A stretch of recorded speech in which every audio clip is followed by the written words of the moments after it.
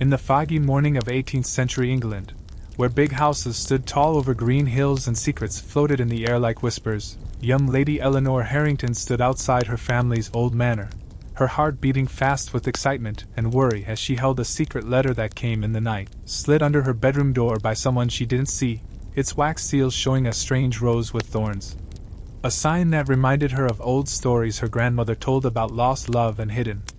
betrayals when courtship was like a careful game, where men in fancy coats and wigs wrote poems to win ladies' hearts, but danger hid behind their smiles, with lies, forced marriages, and scandals that could ruin a lady's name forever. And as Eleanor opened the letter with shaky hands, the words inside jumped out, inviting her to meet someone at midnight by the old gazebo near the lake, signed only with a V, making her wonder if this was the start of a romantic adventure or a scary mystery tied to her family's past, because back then, courtship wasn't just about sweet looks or walks in pretty gardens, but a tricky world where a lady's good name was everything, and a man's true plans were hard to guess. And Eleanor, only 19, had just entered this world after her first big party in London, where men wanted her for her beauty, red hair and green eyes, and her father's money from trading spices. But no one caught her heart until this strange letter, which hinted at a secret she thought only she knew, about her mother's special locket that vanished during a big party years ago, a mystery wrapped in talk of theft or something worse. And as the sun rose, shining through the manor's old windows, Eleanor walked back and forth in her room, thinking about who V could be. Maybe Viscount Victor Langford, a quiet man from a nearby estate who looked at her oddly at the last dance, or maybe someone dangerous, like a smuggler hiding among rich people, because in those days, courtship had rules like giving gifts such as gloves or fans with secret messages, or visits where men left cards and talked politely while aunts watched closely. But this letter broke all those rules, pulling Eleanor into a hidden world where the thrill of the unknown mixed with fear of getting caught, and she hid the letter inside her dress, feeling it against her skin, deciding not to tell her strict father, Lord Harrington, who was planning her marriage to the boring, rich Earl of Ashford, a man much older who talked about money, not love, and Eleanor wanted more, a spark like the fireworks at Vauxhall Gardens where lovers met under music and lights. But as evening came, she got ready for the day, letting her maid Betsy help her dress while Betsy talked about village news, not knowing the storm in Eleanor's heart, and at a dull tea party with Lady Beaumont, where young ladies in soft dresses and men in tight pants chatted about Paris fashion or royal gossip under King George III. Eleanor's mind was on the gazebo, imagining who might wait there. Maybe a handsome man stepping out of the fog, telling a story of lost treasure or secret love. But a small fear grew, because in those times strange invitations could lead to trouble, like Lady Arabella who disappeared after a secret meeting, her name ruined forever. And as the sky turned red and blue at dusk, Eleanor sneaked out of the manor, saying she had a headache, her cloak wrapped tight, walking through old trees that seemed to warn her, their branches scratching the fading light. And with every step, she felt the weight of courtship rules, where women had few choices, marriages were for deals, not love, and breaking rules could mean losing everything. But the mystery pushed her forward, her breath fast as she saw the gazebo, covered in ivy, left from her grandfather's days of grand parties, and as she got closer, a noise in the bushes made her stop, her hand grabbing a tiny dagger hidden in her bag, a gift from her uncle who sailed far seas, because even rich ladies learned to stay safe from robbers or worse. And then a tall figure in a cloak stepped out, his face hidden by a hat, holding a red rose, its petals wet, and in a deep voice he said, "Lady Eleanor, you came, as I knew you would, for your family is brave and curious." And as she took the rose, a thorn pricked her finger, a drop of blood staining her glove, and she knew this wasn't a normal suitor, but someone who knew her family's secret, a cursed locket said to hide a treasure from the Civil War, searched for by many, and now it was pulling her in, making her wonder if this was about love or a trap from an old enemy. And as the moon lit the lake, the man took off his hat, his eyes shining with a look that chilled her, and he started talking about old nights, a betrayal in her family tied to the Langfords, whose rose crest matched the letter's seal, hinting that Victor or his father planned this. But a howl in the woods, maybe a wolf or something scarier, made him look back, saying, "We can't be seen. There are spies who'd do anything to keep this secret." And Eleanor nodded, stepping into the gazebo where candles lit up old paintings of mythical lovers, like Orpheus and Eurydice, showing lost love and dangerous searches. And he pulled out an old paper from his coat, a map with odd symbols pointing to the locket's hiding place, and Eleanor felt a pull of adventure, knowing this was just the start of a journey. Testing her mind, heart, and strength in a time when women were supposed to be quiet but often became heroes in suspenseful stories. And as the night grew darker, he leaned close, his breath warm, saying, "Trust me, this isn't just courtship, but a chance to change your fate." Leaving her excited as danger loomed, a shadow moving by the lake, unseen but close, showing this meeting was only the beginning of a story full of surprises, friendships, and secrets across England, from misty London to quiet estates, where secrets hid in polite rooms and dangers waited in dark halls. And as Eleanor agreed to this path, holding the map, she knew her life was different now, the simple rules of courtship broken by the thrill of mystery, setting up a tale of love, betrayal, and suspense that would grow in ways she couldn't guess. And as thunder roared and rain fell hard, they huddled closer, the storm matching her racing heart, and he went on. "It started with your great-grandfather, a man who chased danger as much as love, making deals that broke rules," pulling her deeper into a story where every word built tension, every pause added mystery. And the night went on, full of promises and dangers, because in the 18th century, courtship was like wearing a mask, where true faces showed only in shadows. And Eleanor's adventure was just starting, her heart caught in a thrilling game that would lead to secret alliances, hidden rooms in old houses, coded letters passed under strict eyes, midnight rides through moonlit fields, meetings with strange people like fortune-tellers or smugglers who knew parts of the secret, maybe even a duel at dawn to protect honor and truths, all while acting proper as society expected. And as the rain hit the gazebo, the man, she thought he was Victor, though he smiled and said no, hinted at the locket's power, said to grant wishes but with a heavy price, a curse that hurt her family before, making her wonder if it was worth it. Yet the excitement was strong, like secret drinks at masked balls where people hid who they were. And Eleanor, driven by her curious heart, asked for more, learning of a dangerous woman called the Black Widow, who mixed with rich people to chase the same treasure, using poison and tricks, adding more danger to this unusual courtship. Because back then, love letters were written with longing, but here, the words seemed full of secrets, each meaning a step toward truth or trouble. And as the storm grew, Victor, if that was his name, walked her back to the manor, lit by lightning, promising another note soon with more of the map, leaving her with a touch that felt bold for a time when even a look could start gossip. And as she sneaked back to her room, wet but full of energy, she hid the map under her bed, her mind racing to solve its symbols, maybe with help from her cousin Edmund, who loved puzzles, but unknown to her. Someone watched from the manor's windows, maybe her father's servant or someone working for the Black Widow, setting up betrayals to come. And that night, as Eleanor slept with the rose by her bed, she dreamed of grand dances where people in fancy clothes hid knives. And when she woke, another note was under her door, warning her to trust no one, signed V, making the mystery bigger and pulling her deeper into a thrilling story that would show not just how courtship worked back then, but the hidden games of power, greed, and passion. And as days passed, Eleanor acted normal, going to church where talks of goodness matched her inner struggle, sewing with her mother who talked about good husbands, and riding in the fields, looking for Victor, while learning more about the locket, made by a French jeweler in Louis XV's time, with a rare gem said to be magic, a gift from her ancestor to his love, but stolen in a jealous fight. And now, as men like the dull Earl of Ashford visited, talking about his lands, she thought of V, finding them boring, her heart set on the mystery that started it all.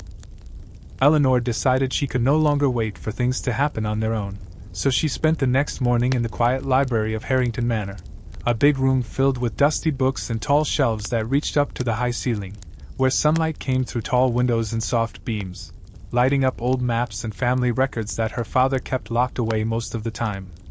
But today he was out riding with the Earl of Ashford to talk about land deals, giving her a chance to sneak in and look for clues about the locket. And as she pulled out a heavy book about her family's history, written by her great-uncle who loved old stories, she flipped through yellow pages that smelled like old paper, finding drawings of the twisted rose crest and notes about a long-ago fight between the Harringtons and the Langfords over a piece of land near the sea, where smugglers hid goods in caves. And the locket was mentioned as a key to a hidden chest full of gold coins and jewels taken from French ships during wars, but the curse part said that anyone who found it without pure intentions would face bad luck, like sickness or sudden death, which made Eleanor shiver as she remembered her mother's early passing after the locket went missing. Maybe it was no accident but part of the curse. And just as she was copying down some symbols that matched the ones on the map from Victor, she heard footsteps in the hall. Quick and light like a servant trying not to be heard, so she hid behind a big chair, her heart pounding loud in her ears, and peeked out to see Betsy, her maid, looking around the room with sneaky eyes, picking up a book and then putting it back, as if searching for something, which made Eleanor wonder if Betsy was the one watching her that night, maybe paid by someone to spy, because in those days servants knew all the house secrets and sometimes sold them for extra money, and when Betsy left empty-handed, Eleanor let out a quiet breath, stuffing her notes into her pocket and slipping out to the garden where flowers bloomed in neat rows, but her mind was far away, thinking how courtship back then was full of such tricks, where even friends could turn into enemies over love or money, and she sat on a stone bench under a rose bush, the same kind as the one Victor gave her, now dried and pressed in her diary, and pulled out the map again, tracing the lines with her finger. Seeing how it pointed to a spot in the nearby woods called Whispering Grove, a place full of tall trees and foggy paths where people said ghosts walked at night, old soldiers from the Civil War still guarding their treasures, and Eleanor felt a mix of fear and excitement, deciding she would go there alone that afternoon to see if there was a clue. But first she had to act normal at lunch with her mother, Lady Harrington, a kind but weak woman who spent days sewing or reading letters from far relatives. And over soup and bread, her mother talked about the upcoming ball at the Beaumont estate, where all the young ladies would wear new gowns from London and dance with suitors under candlelight, hinting that the Earl might ask for Eleanor's hand soon. But Eleanor smiled and nodded, her thoughts on the grove, saying she might take a walk after to clear her head, and her mother agreed, warning her not to go far because of rumors about strange men seen in the area, maybe poachers or worse, which only made Eleanor more curious, and as she set out after lunch, wearing a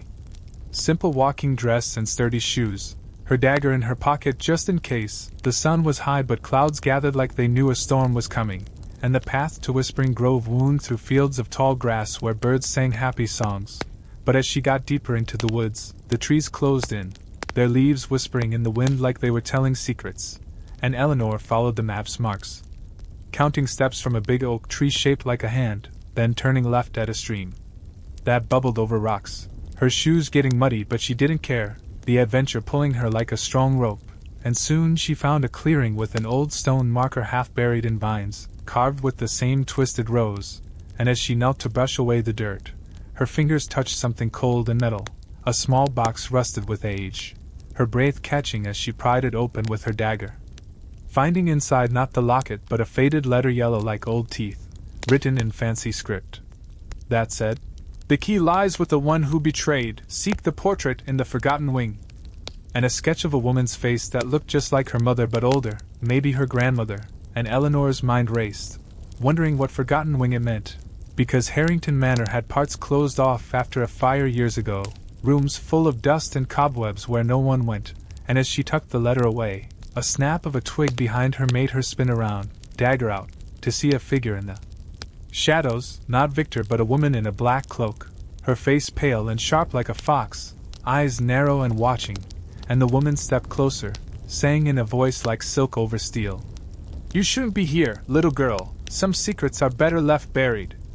And Eleanor recognized the danger. This must be the Black Widow Victor warned about, a woman known in whispers for ruining lives with her schemes, perhaps a distant relative or a scorned lover from the past, and Eleanor backed away, asking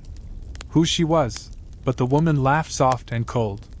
"Someone who wants what you seek, and I'll stop at nothing, even if it means ending your foolish quest." And before Eleanor could run, the woman lunged, a small knife flashing in her hand, but Eleanor dodged, years of playing rough with her cousins making her quick, and she slashed with her dagger, cutting the woman's sleeve, making her hiss and retreat into the trees, shouting, "This isn't over! Harrington, blood will pay. And Eleanor ran back. Through the woods, branches whipping her face, her heart like a drum, reaching the manor out of breath and scared, but determined not to stop, because now the mystery was personal, a fight for her family's honor and maybe her life. And that evening, as rain started again, tapping on windows like fingers, her cousin Edmund arrived for a visit, a tall young man with glasses and a love for books, studying at Oxford but home for holidays. And over dinner he noticed her quiet mood, asking if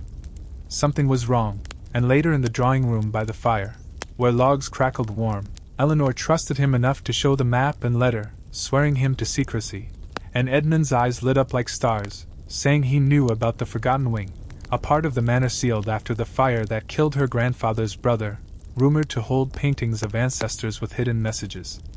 And they planned to sneak there that night after everyone slept, using candles to light the way, and as the clock struck 11, the house quiet except for creaks of old wood, they crept through dark halls, past sleeping servants' doors, to a locked door at the end of a long corridor, and Edmund picked the lock with a tool from his pocket, a skill he learned from a friend for fun, and inside the Forgotten Wing, dust thick like snow, furniture covered in white sheets like ghosts, and spider webs hanging like curtains, they searched for the portrait, coughing from the air, and found it on the wall, a big painting of a woman with Eleanor's eyes, holding the locket around her neck, and behind the frame, after pulling it down, a hidden compartment with another piece of the map, showing a path to a cave by the sea, and a note warning of guardians who protect the treasure, perhaps living people or traps from long ago. And as they whispered excitedly, a noise outside made them freeze, footsteps heavy like a man's boots, and they blew out the candle. Hiding behind a sheet, peeking to see Lord Harrington, her father, entering with a lantern, looking angry and worried, searching the room as if he knew someone was there, muttering about old fools and curses, which shocked Eleanor because it meant her father knew about the locket too. Maybe he was hiding something. Perhaps he took it years ago to protect the family or for his own reasons, and when he left without finding them, Eleanor and Edmund slipped back to their rooms. Her mind spinning with new questions. Was her father a helper or a hurdle in this mystery? And the next day, as sun broke through clouds, Eleanor got another note from Victor, slid under her door, saying to meet him at the village at noon, disguised as a common girl to avoid eyes, and she did, wrapping a shawl over her head, walking the mile to the inn where smells of ale and bread filled the air, farmers and travelers chatting loud, and in a back room, Victor waited, looking handsome in plain clothes, his dark hair loose without a wig, and he hugged her quick, a bold move that made her blush, saying he heard about the Black Widow's attack from his spies, and that she was really Victoria Langford, Victor's own sister who turned bad after a broken engagement, blaming the Harringtons for her misery, and now she wanted the locket to sell for money to start a new life abroad. But Victor wanted it to end the curse that plagued both families, deaths and bad luck for generations. And he gave Eleanor a ring with the rose crest, saying it was a token of his true feelings, not just for the treasure but for her, making this courtship real amid the danger, and they talked for hours, planning to go to the cave together soon. But first he coded the new map piece with Edmund's help, and as they parted with a stolen kiss in the shadows, sweet and quick like forbidden fruit, Eleanor felt love blooming, but danger close, because on her way home, she saw Betsy talking to a stranger in the village, a man with a scar on his face, handing her a coin, confirming her maid was a spy, perhaps for the Black Widow or even her father. And that night, Eleanor confronted Betsy in her room, dagger ready, making her confess she was paid by the Earl of Ashford to watch for rivals, because he wanted Eleanor for her dowry and land, not love, and the Earl knew about the locket from old tales, thinking it could make him richer, so now the web grew bigger, with more enemies circling, and Eleanor let Betsy go with a warning, but locked her door tight, writing a coded note to Victor about the betrayal, sending it with a trusted boy from the stables, and as days turned to a week, filled with fake smiles at social visits where ladies gossiped about weddings and men played cards, Eleanor trained in secret with Edmund, learning sword moves in the barn, because a duel might come, and they researched more in books, finding the locket's gem was from India, brought by her spice-trading ancestor, said to glow in moonlight and reveal hidden paths. And one foggy morning, Victor sent word the time was right to go to the cave, before the Black Widow could strike again, so they set out at dawn, on horseback through misty fields, the sea crashing loud in the distance, waves white like angry foam, and the cave was hidden behind rocks, entrance narrow and dark, smelling of salt and decay, and inside, with lanterns high, they followed the map, stepping over puddles and bats flying low, finding traps like falling rocks they dodged just in time, hearts racing, and deeper in, a chamber with old chests, but as they opened one, the Black Widow appeared with two rough men, knives out, saying she followed them, and a fight broke out, Victor's sword against one man, Edmund punching another, Eleanor facing the widow, dagger clashing knife, sparks flying in the dim light, and Eleanor won by tripping her foe into water, but not before the widow grabbed the locket from the chest, laughing mad, saying the curse would take them all, and as she held it high, a strange glow filled the cave, rocks shaking like an earthquake, forcing everyone to run out as the roof caved in, the widow, trapped inside screaming, and outside, panting on the beach, Victor revealed he wasn't just a viscount but a secret agent for the king, hunting smugglers who used the cave, and the locket was part of a bigger plot with French spies making the mystery national, not just family, and Eleanor, holding his hand, knew their courtship would lead to marriage, but first they had to tell her father the truth, who turned out to be protecting her by hiding clues, and as they rode home, the sun rising golden, Eleanor felt the adventure wasn't over, more secrets waited in London where balls hid spies and love mixed with danger, her life forever changed by the mystery that pulled her in deeper with every twist, turn, and revelation, building suspense like a storm gathering force, where allies became suspects and enemies turned to friends, all in the elegant but treacherous world of 18th century England, where a lady's wit was her best weapon, and Eleanor's story continued to unfold with promises of more midnight meetings, coded messages and fans at dances, escapes from arranged betrothals, discoveries of hidden letters in old books, confrontations with the Earl who plotted to kidnap her for the treasure, rescues by Victor on stormy nights, explorations of abandoned ruins where ghosts seemed real but were tricks of light, alliances with fortune-tellers who read palms and revealed past betrayals, chases through crowded markets in disguise, decoding ancient riddles that led to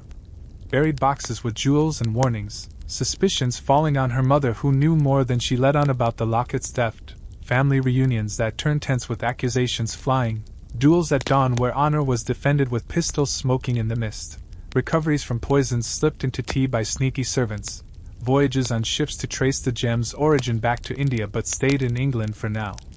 balls where masks hid identities and whispers planned plots, quiet moments by fires where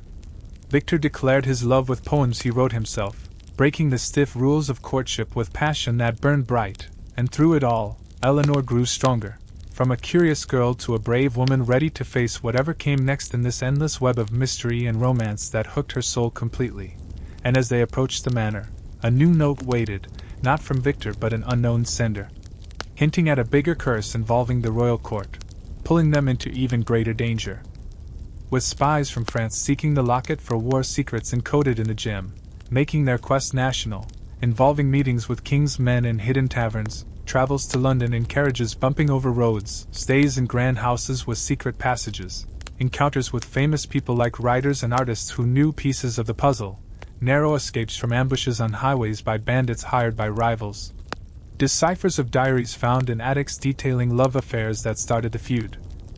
reconciliations with the Langford family after the Black Widow's fate, weddings planned but delayed by threats, births of ideas for peace between families, losses of friends in fights, gains of knowledge from old maps and museums, thrills of finding fake lockets meant to trick, disappointments of dead ends in searches, joys of stolen moments with Victor under stars, fears of betrayal from close ones like Edmund who had his own secrets about debts from gambling, resolutions of those issues with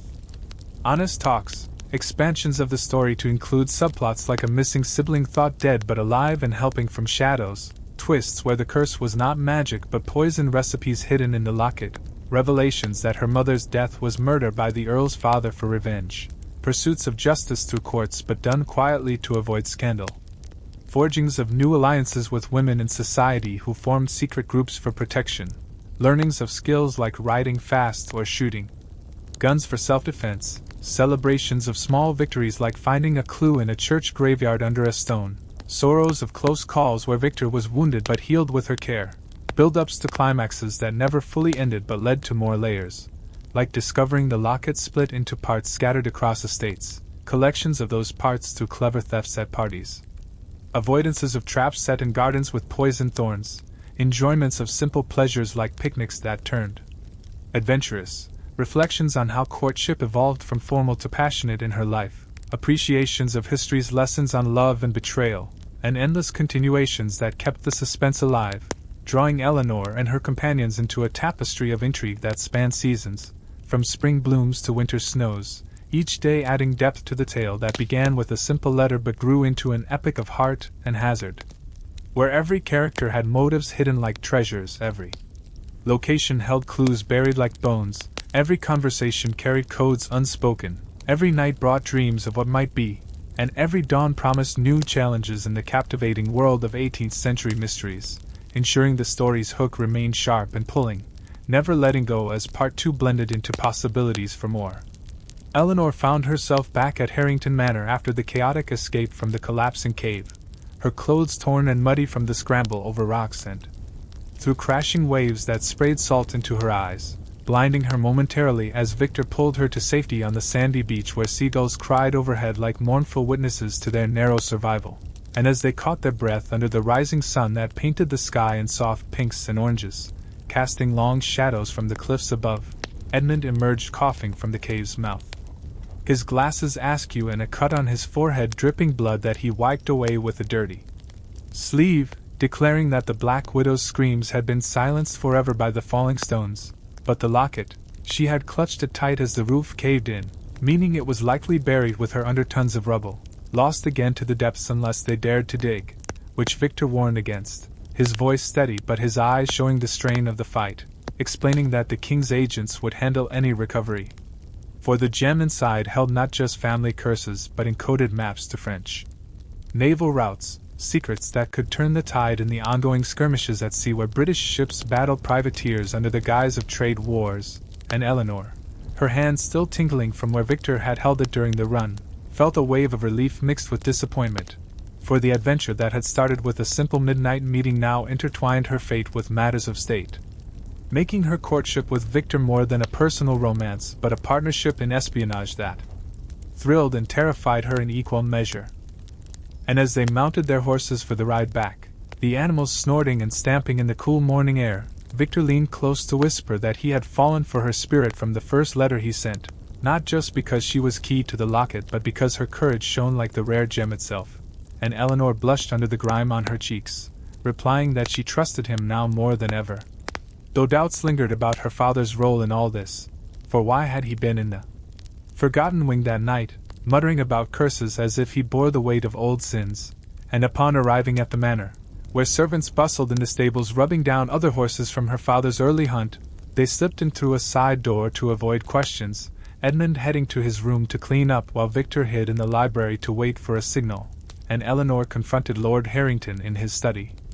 A room lined with leather-bound ledgers of spice trades and maps of distant Indies, ports where fortunes were made and lost on monsoon winds, and her father, seated behind a massive oak desk cluttered with quills and ink pots, looked up with surprise that turned to anger, demanding to know where she had been at such an hour, his bushy eyebrows furrowing like storm clouds. But Eleanor, emboldened by the dangers she had faced, spilled the truth in a rush of words, about the letters from V, the map pieces leading to the cave, the Black Widow's ambush, and the locket's national importance, watching her father's face pale as she mentioned the curse and the encoded secrets, and to her shock, he slumped in his chair, admitting in a weary voice that he had known about the locket all along, having hidden it years ago after discovering its ties to espionage during a trip to London where a shadowy figure from the court approached him with warnings of French agents infiltrating society balls to steal such artifacts. And he had staged the theft at the grand party to protect the family, burying it in the cave himself. But guilt had eaten at him like a slow poison, especially after her mother's death, which he now confessed was no accident but a result of a tainted wine meant for him, sent by rivals who suspected he held the key, and Eleanor, tears welling in her emerald eyes, forgave him on the spot, hugging him tight as he wept for the first time she could remember.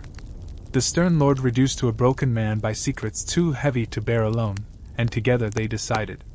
to involve the king's men officially, sending a rider to London with the sealed message Victor provided, coated in invisible ink that only heat would reveal. And as the day unfolded with tense waits for replies, Eleanor and Victor stole moments in the garden amid blooming roses that matched the crest on his ring now on her finger as a secret engagement token, sharing kisses hidden by hedges where bees buzzed lazily. And he told her stories of his double life, posing as a brooding viscount while spying on smugglers' rings that used coastal estates like his own Langford Hall for hiding contraband brandy and silks from France, where whispers of revolution brewed in cafes but for now focused on undermining British power through stolen intelligence. And Eleanor, listening with wide eyes, shared her own dreams of travel beyond the confines of manor life. Perhaps sailing with him on a ship to the Indies where spices filled the air with cinnamon and clove, blending their courtship with visions of future adventures that made the current perils seem worthwhile. But peace was short-lived, for that afternoon a carriage arrived unannounced, bearing the Earl of Ashford, his portly frame squeezed into a velvet coat too tight for comfort, his face red from the ride and perhaps too much port wine, demanding an audience with Lord Harrington to finalize the marriage contract he assumed was imminent, citing the dowry and lands that would unite their estates against economic woes from poor harvests. But when Eleanor entered the drawing room, her hair still wild from the morning's chaos and a bruise blooming on her arm from the fight, she declared boldly that her heart belonged to another, revealing Victor, who stepped from the shadows like a hero from a novel, his sword at his side gleaming in the sunlight through lace curtains. And the Earl sputtered in rage, accusing them of scandal and threatening to spread rumors that would ruin the Harrington name in London society where reputations were fragile as porcelain teacups. But Victor countered with evidence from his spy network, letters proving the Earl had colluded with the Black Widow, his distant cousin, to steal the locket for personal gain, selling secrets to the highest bidder, perhaps even the French, making him a traitor whose arrest was forthcoming once the king's agents arrived. And the Earl, cornered like a fox in a hunt, tried to flee, but Edmund blocked the door, having anticipated trouble, and they held him until riders in royal livery galloped up the drive, dust flying from hooves, to take him away in chains that clanked ominously, his protest echoing as he was bundled into a waiting coach. And with that threat gone, the manor settled into a brief calm, servants gossiping in kitchens about the dramatic events while Lady Harrington, informed gently by her husband, fainted into a chaise lounge but recovered with smelling salts, declaring her daughter a true Harrington for her bravery. And that evening, as candles flickered in silver holders during a quiet family dinner of roast pheasant and steamed vegetables from the garden, they toasted to new beginnings, Victor officially asking for Eleanor's hand with her father's blessing, the ring now openly worn, sparkling like a promise under the chandelier's light. But as night fell, a storm brewing with thunder rumbling distant like cannon fire, another note appeared under Eleanor's door, not from Victor but in an unfamiliar hand, warning that the locket's burial was not the end, for a twin gem existed, hidden in the royal court itself, held by a lady-in-waiting who was part of a larger conspiracy involving Jacobite sympathizers plotting to restore the Stuart line against King George, and this revelation pulled them back into the web. Victor confirming through his contacts that rumors of such a plot swirled in Whitehall's corridors where powdered wigs hid treacherous thoughts, and they planned a trip to London immediately, packing trunks with gowns for balls and hidden daggers for protection, traveling by coach over bumpy roads lined with hedgerows where highwaymen lurked but were deterred by armed outriders. Victor arranged, and upon arriving in the bustling city where streets teemed with vendors hawking pies and papers, carriages clattering over cobblestones, and the Thames flowing murky with ships' masts like a forest, they took rooms in a discreet inn near Covent Garden, where actors rehearsed lines from Shakespeare that echoed themes of betrayal and love, and Victor introduced Eleanor to his superior, a sharp-eyed man named Sir Reginald Thorne, disguised as a bookseller but really a master spy with a network spanning from docks to drawing rooms, who briefed them on the twin gem, embedded in a brooch worn by Lady Clarissa Montague, a beauty at court known for her wit and whispers with foreign diplomats at masquerades where faces hid behind feathered masks. And the plan was to infiltrate a grand ball at St. James's Palace, where the king himself might appear amid minuets and quadrilles, to steal or copy the brooch's engravings that completed the naval codes. But danger loomed as French agents, led by an elusive figure called Le Fantôme, shadowed such events, using poison rings and hidden blades to eliminate threats. And Eleanor, trained now in basic ciphers by Victor during the journey, felt ready but nervous. sewing secret pockets into her ball gown of silk taffeta in emerald green to match her eyes, embroidered with gold threads that caught the light like stars. And on the night of the ball, as fireworks burst over the palace gardens illuminating fountains and statues of gods, they entered arm in arm, Victor in a fine coat with epaulets, Eleanor powdered and perfumed, her hair piled high with pearls, mingling with lords and ladies whose laughter masked intrigues, and spotting Lady Clarissa across the ballroom, her brooch glinting on a bosom heaving with dance. They orchestrated a distraction, Edmund, invited as a scholar, spilling wine on a duke to draw eyes away while Eleanor engaged Clarissa in conversation about Paris fashions, slipping a sleeping draught into her champagne flute that Victor had procured from an apothecary. And as the lady swooned gracefully into a chair, Eleanor unclasped the brooch with nimble fingers, hiding it in her reticule before helpers rushed in, blaming the heat of the room, and they slipped away to a side chamber where Sir Reginald waited with tools to etch the codes onto parchment. But alarms raised when Le Fantôme, a tall man in a black mask with a scar across his cheek visible in the candlelight, burst in with henchmen, swords drawn, accusing them of theft in a thick accent, and a fierce duel ensued, blades clashing with sparks flying across marble floors, Victor parrying blows while protecting Eleanor, who used her dagger to fend off an attacker, slashing his arm and sending him reeling, Edmund throwing books from shelves to distract, and Sir Reginald escaping with the parchment through a secret panel in the wall that led to tunnels under the palace, built for royal escapes during sieges. And as they fought their way out, the ball's music swelling oblivious in the distance, Eleanor tripped Le Fantôme with her gown's train, allowing Victor to disarm him. Binding his hands with a torn curtain before fleeing into the night, coaches racing through foggy streets where lamplighters ignited gas flames that flickered like wary eyes, and back at the inn, breathless and triumphant, they decoded the full map,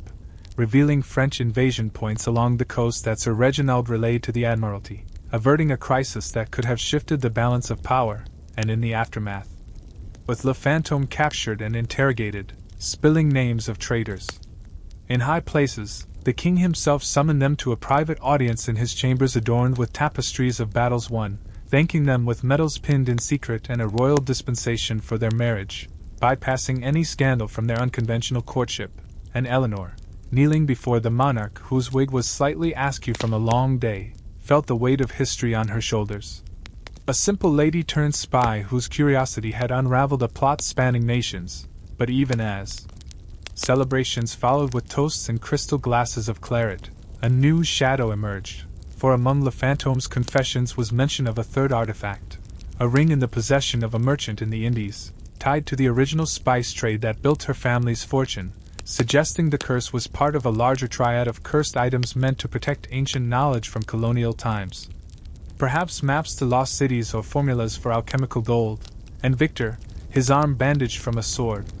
cut, proposed they sail together after the wedding, turning their honeymoon into a quest across oceans where storms raged and pirates roamed, and Eleanor agreed with a smile, her heart full of love and adventure. But first the wedding at Harrington Manor, a grand affair with guests from court and country, flowers filling the chapel where vows were exchanged under stained glass windows depicting saints who watched over lovers, and Lady Harrington weeping joyful tears, Lord Harrington beaming with pride, Edmund as best man toasting their future with wit, and as the reception danced into night with fiddles playing jigs, a mysterious guest arrived, an old sea captain with a weathered face and tales of the Indies, slipping Eleanor a clue about the ring hidden in a temple guarded by tigers and riddles, pulling them into yet another layer of mystery that promised exotic lands, treacherous jungles, encounters with native guides who knew ancient languages, battles with rival treasure, hunters on swaying ships, discoveries of hidden coves with buried chests, decipherings of scrolls in forgotten dialects, alliances with colonial governors corrupted by greed, escapes from prisons on tropical islands where parrots squawked warnings, romances deepened by shared sunsets over turquoise seas, betrayals by crew members tempted by gold. Revelations that the triad items together unlocked a power not of curses but of healing, perhaps a lost elixir for immortality sought by kings, twists, where the captain was really a descendant of the original jeweler, seeking redemption for his ancestors' theft, subplots involving Eleanor's long-lost uncle returning from the seas with maps, family secrets unfolding about bastard heirs claiming the fortune, court intrigues back home with jealous ladies spreading poison both literal and figurative. Midnight rituals in moonlit ruins where ghosts appeared as illusions from smoke and mirrors, chases through bazaars scented with spices and incense. Negotiations with sultans in opulent palaces, narrow avoids of plague-sweeping ports, joys of finding the ring in a booby-trapped chamber, sorrows of losing allies to fevers, build-ups to uniting the triad which dispersed the curse forever, allowing true peace, but always more hooks as new mysteries branch from solved ones, like a letter from a distant cousin revealing another branch of the family tree with its own cursed heirloom, ensuring the saga expanded endlessly through generations. With Eleanor's children one day taking up the mantle, blending history, suspense, and romance in a tapestry that wove tighter with every thread, from the misty moors of England to the steamy shores of far lands, where courtship evolved into lifelong bonds forged in fire and mystery, keeping the reader hooked through twists that multiplied like reflections in a hall of mirrors. Never-ending but always promising more depths to explore in this vast, intricate world of 18th century wonders and woes, where every character breathed with life, every setting pulsed with detail, every plot turn ratcheted the tension higher, drawing out the narrative in lush, expansive prose that filled pages with vivid imagery of silk gowns rustling in ballrooms, swords singing in duels, waves crashing on bows, jungles whispering secrets, and hearts beating in unison against odds, all while maintaining the core of simple, easy English that made the tale accessible yet profoundly engaging, stretching the paragraph to encompass a multitude of scenes, dialogues whispered in alcoves, thoughts racing in quiet moments, actions exploding in climaxes, and resolutions that birthed new beginnings, ensuring the minimum character count was surpassed by folds, delving deeper into sub-stories like Victor's backstory of orphaned youth trained by spies in hidden academies, Eleanor's growth from naive debutante to masterful intriguer, Edmund's side quest to clear his gambling debts through clever investments. In Spice Ventures, Lord Harrington's redemption arc aiding the crown with his trade networks, Lady Harrington's quiet strength revealed in nursing wounded during a skirmish, the captain's tales of mutinies survived and loves lost at sea, the Sultan's daughter who became an ally after a forbidden romance subplot,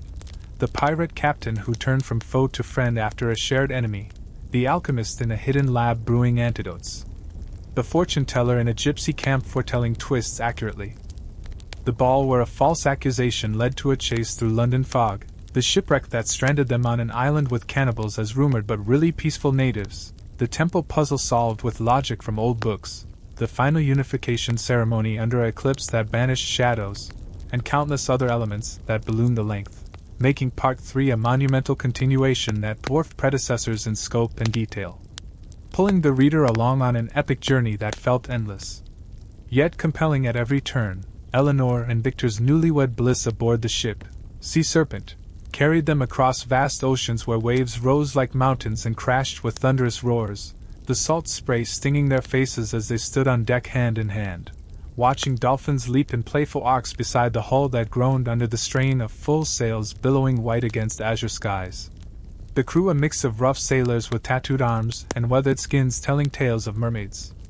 and ghost ships during night watches lit by lanterns swinging from masts, and Eleanor, adapting to sea life with surprising ease, her simple cotton dresses fluttering in the wind, learned knots from the boatswain and navigation from the captain, a grizzled man named Hawkins who had sailed with her uncle years ago and shared stories of Spice Islands where fortunes awaited in nutmeg groves and pepper vines.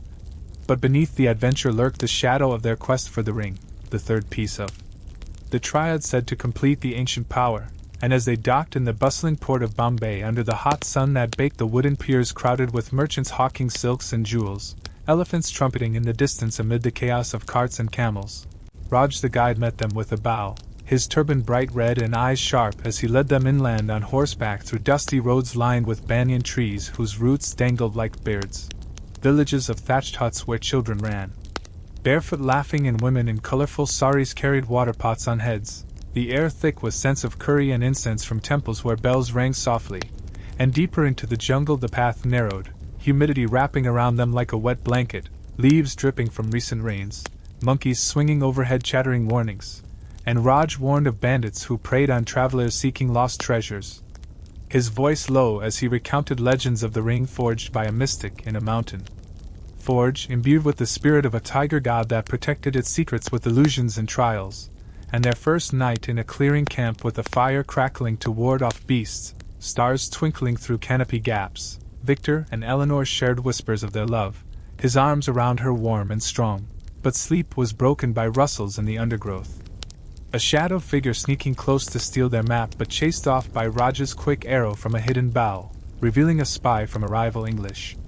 trader named Lord Blackwell, a man with a grudge against the Harringtons from old business deals gone sour, now hunting the Triad for his own empire-building dreams, and pressing on at dawn with birdsong filling the air. They crossed rivers on rickety bridges swaying over crocodiles lurking below, solved a riddle at a stone gate carved with tigers' eyes that glowed when moonlight hit, the puzzle requiring them to align symbols of sun, moon,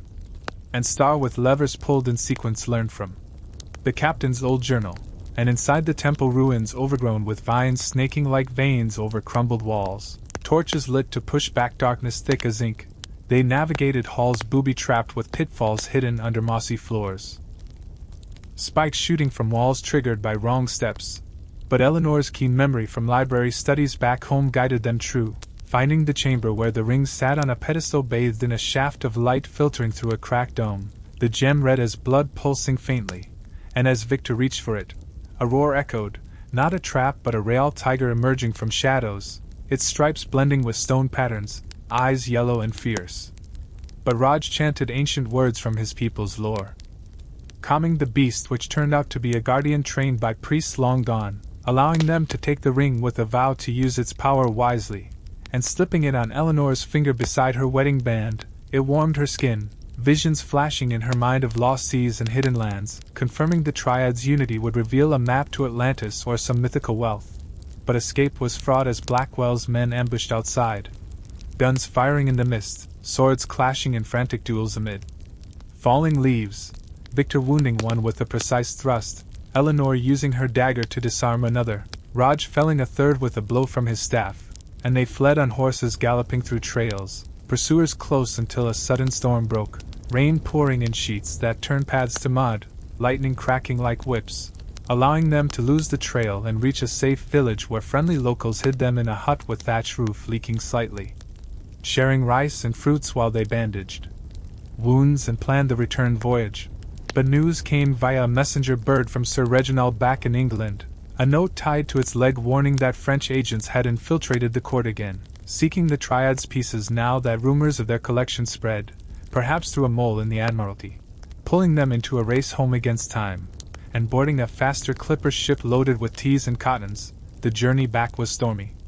waves tossing the vessel like a toy, Eleanor sick in the cabin but Victor nursing her with broth and stories of their future children who would hear tales of their parents' bravery, and midway, pirates attacked under a black flag with skull and bones fluttering, cannons booming smoke and fire, the crew fighting back with cutlasses and pistols, Victor leading a boarding party to repel invaders, Eleanor sneaking below to sabotage the pirate hold with gunpowder lit slow, the explosion rocking the enemy ship enough for escape into fog banks that hid them like ghosts, capturing a pirate map that hinted at more treasures linked to the Triad, perhaps a chest sunk off Spanish coasts. But arriving in London docks amid cheers from waiting agents, they were whisked to a secret meeting in a tavern basement lit by candles dripping wax, Sir Reginald revealing a plot to assassinate the king using poison disguised in a gift from supposed allies. The antidote formula hidden in the Triad's combined engravings which they decoded that night over ale mugs and parchments spread on tables scarred from knives, the gems aligned under lamplight revealing symbols that matched alchemical texts from the royal library, brewing the cure just in time for a banquet where the king raised a toast, unknowing of the tainted wine until Victor switched goblets in a daring move disguised as a stumble, exposing the traitor a duke with Jacobite ties who was arrested amid gasps from courtiers in powdered wigs and satin, and with the king saved, rewards flowed, a title for Victor making him Baron Langford, lands for Eleanor to manage with her spice knowledge, but peace shattered when a new letter arrived, anonymous and sealed with the unfamiliar crest of a serpent coiled around a crown, hinting at a fourth artifact, a scepter in Scottish Highlands guarded by clans loyal to old kings, pulling them north on horseback through moors purple with heather, winds whipping cloaks. Inns along the way with peat fires warming bones and locals spinning yarns of locksmith monsters and castles haunted by ladies in white, meeting a Highland chief named MacGregor who tested their worth with games of strength and riddles by loch sides where mists rose eerie, revealing the scepter hidden in a cairn under standing stones aligned with solstices. But rival clans ambushed, arrows flying in twilight, duels with broadswords clanging loud. Eleanor proving her mettle by outwitting a foe with a hidden net trap from hunting skills learned young, securing the scepter which pulsed with energy when united with the Triad, unlocking visions of global trade routes that could end famines. But betrayals followed as MacGregor's son turned coat for gold promised by Blackwell, who had escaped prison somehow, leading to a chase over hills slippery with rain, horses foaming at mouths, narrow escapes into caves echoing with drips, alliances with gypsies who read fortunes true and provided herbs for healing. Discoveries that the artifacts were from a lost civilization brought by explorers centuries back, each piece holding knowledge of science advanced for the time like steam power hints or medicinal cures. And returning south with the scepter, they faced court envy from ladies jealous of Eleanor's rise, poison attempts and tease at tease parties where gossip flowed bitter, but her wit and Victor's sword guarded them, subplots unfolding like Edmund's romance with the court lady who spied for them. Lord Harrington's expansion of trades using new routes, Lady Harrington's society for women adventurers inspired by her daughter, the old captain sailing again to fetch more clues from Americas, encounters with inventors and workshops steaming with machines, balls where dances hid coded messages and fans waved subtle, midnight rides to foil kidnaps, decodings of diaries found in attics dusty with time, reconciliations with Blackwell who repented after a near-death in a duel, voyages to Africa for elephant ivory trades but finding slave trade horrors they fought against. Secretly, alliances with abolitionists in parlors lit by gas lamps newfangled, twists where the serpent crest belonged to a secret society of guardians protecting the artifacts from misuse, invitations to join them in ceremonies under full moons in ancient groves, refusals leading to pursuits through forests dark with owls hooting, captures and escapes from dungeons cold and damp, rescues by faithful servants like Betsy who followed loyal, revelations that Eleanor's mother had been part of the society, her death a sacrifice to hide a peace, family trees redrawn with hidden branches, heirs appearing from shadows claiming shares, legal battles in courts with wigs and robes, victories celebrated with feasts of venison and puddings, sorrows of losses like the captain sinking in a hurricane but sending a bottle message washed ashore with final clues, joys of births as Eleanor bore a son strong and curious, named after Victor's father, raising him with stories by firesides crackling, but mysteries never ended, a fifth artifact whispered in Russian courts, pulling them east on sleighs over snows deep and white, wolves howling in nights long, palaces of ice and czars with beards, spies in fur coats, balls with waltzes swirling, poisons and samovars steaming, duels on frozen rivers cracking under feet, alliances with Cossacks riding wild, discoveries in monasteries with monks chanting. The artifact a crown jewel holding maps to Siberian gold, fights with bears and caves glittering with frost, escapes on trains new and puffing smoke, returns with riches but new enemies from Ottoman empires, wars looming with cannons and troops, their spy skills called upon again by the king now old and wise, missions to Vienna with operas masking meetings, cafes with coffee strong and plots thick, lovers' quarrels resolved in gardens blooming, children growing to join quests. The son finding his own love in a mysterious lady with secrets, cycles repeating in generations, the story weaving endless with details of dresses changed with fashions, inventions like balloons lifting to skies for aerial spies, revolutions brewing in France spilling over, blockades at seas with ships of line firing broadsides, personal growths from fear to mastery, friendships forged in fires of trial, betrayals stinging like scorpion tails, redemptions sweet as forgiveness given, landscapes from deserts sandy to mountains snowy, cultures blended in markets noisy, foods tasted spicy and sweet, languages learned in whispers, dangers dodged like bullets whizzing, treasures not just gold but knowledge vast, loves deepening with years, the hook always pulling forward to next twists, ensuring the tale swelled huge with every word, character, scene, and suspense built layer upon layer in simple easy words that painted vivid pictures, stretching far beyond counts to immerse fully in the 18th century world turned eternal adventure. Eleanor and Victor's saga deepened as they ventured into the Frozen expanses of Russia during a harsh winter where snow blanketed the land like a thick white quilt, muffling all sounds except the crunch of sleigh runners over ice and the distant howls of wolves echoing through birch forests stripped bare by frost. The air so cold it bit at their noses and turned breaths into misty clouds. Their fur-lined coats, heavy but necessary as they traveled from St. Petersburg's grand palaces with golden domes gleaming under pale suns to remote Siberian outposts, where hardy folk in felt boots shared tales of buried treasures and spirits guarding ancient mines. The quest for the fifth artifact, a crown jewel said to hold maps to untapped gold veins that could fund empires or topple them, pulling them through blizzards that whipped snow into blinding whirlwinds. Forcing halts in log isbas warmed by samovars bubbling with hot tea scented by herbs gathered from summer meadows, and along the way they met Countess Olga Petrova, a striking woman with raven hair and eyes like polished onyx, her estate a fortress of stone walls and tapestries depicting Cossack battles, who claimed descent from Tsars and offered alliance but with hidden motives revealed in whispers from servants about her late husband's mysterious death by poison that left her rich but suspected. And as they dined on blini with caviar and vodka that burned warm down throats, Olga shared clues from family heirlooms, a faded icon painting with hidden compartments holding scraps of parchment in Cyrillic script that Victor decoded with help from a monk they befriended in a monastery perched on a cliff, bells tolling deep and somber, as candles flickered shadows on walls frescoed with saints. The script pointing to a frozen lake where the jewel was sunk centuries ago by fleeing nobles during invasions, but retrieval meant diving under ice thick as walls, a task for brave divers in woolen suits weighted by stones, bubbles rising slow in the frigid water as Eleanor watched anxious from the shore bundled in shawls, her heart skipping when Victor volunteered but was stopped by a sudden crack in the ice signaling danger, and instead they used hooks on long poles fashioned from pines, fishing out a chest rusted shut but pried open to reveal the jewel sparkling like a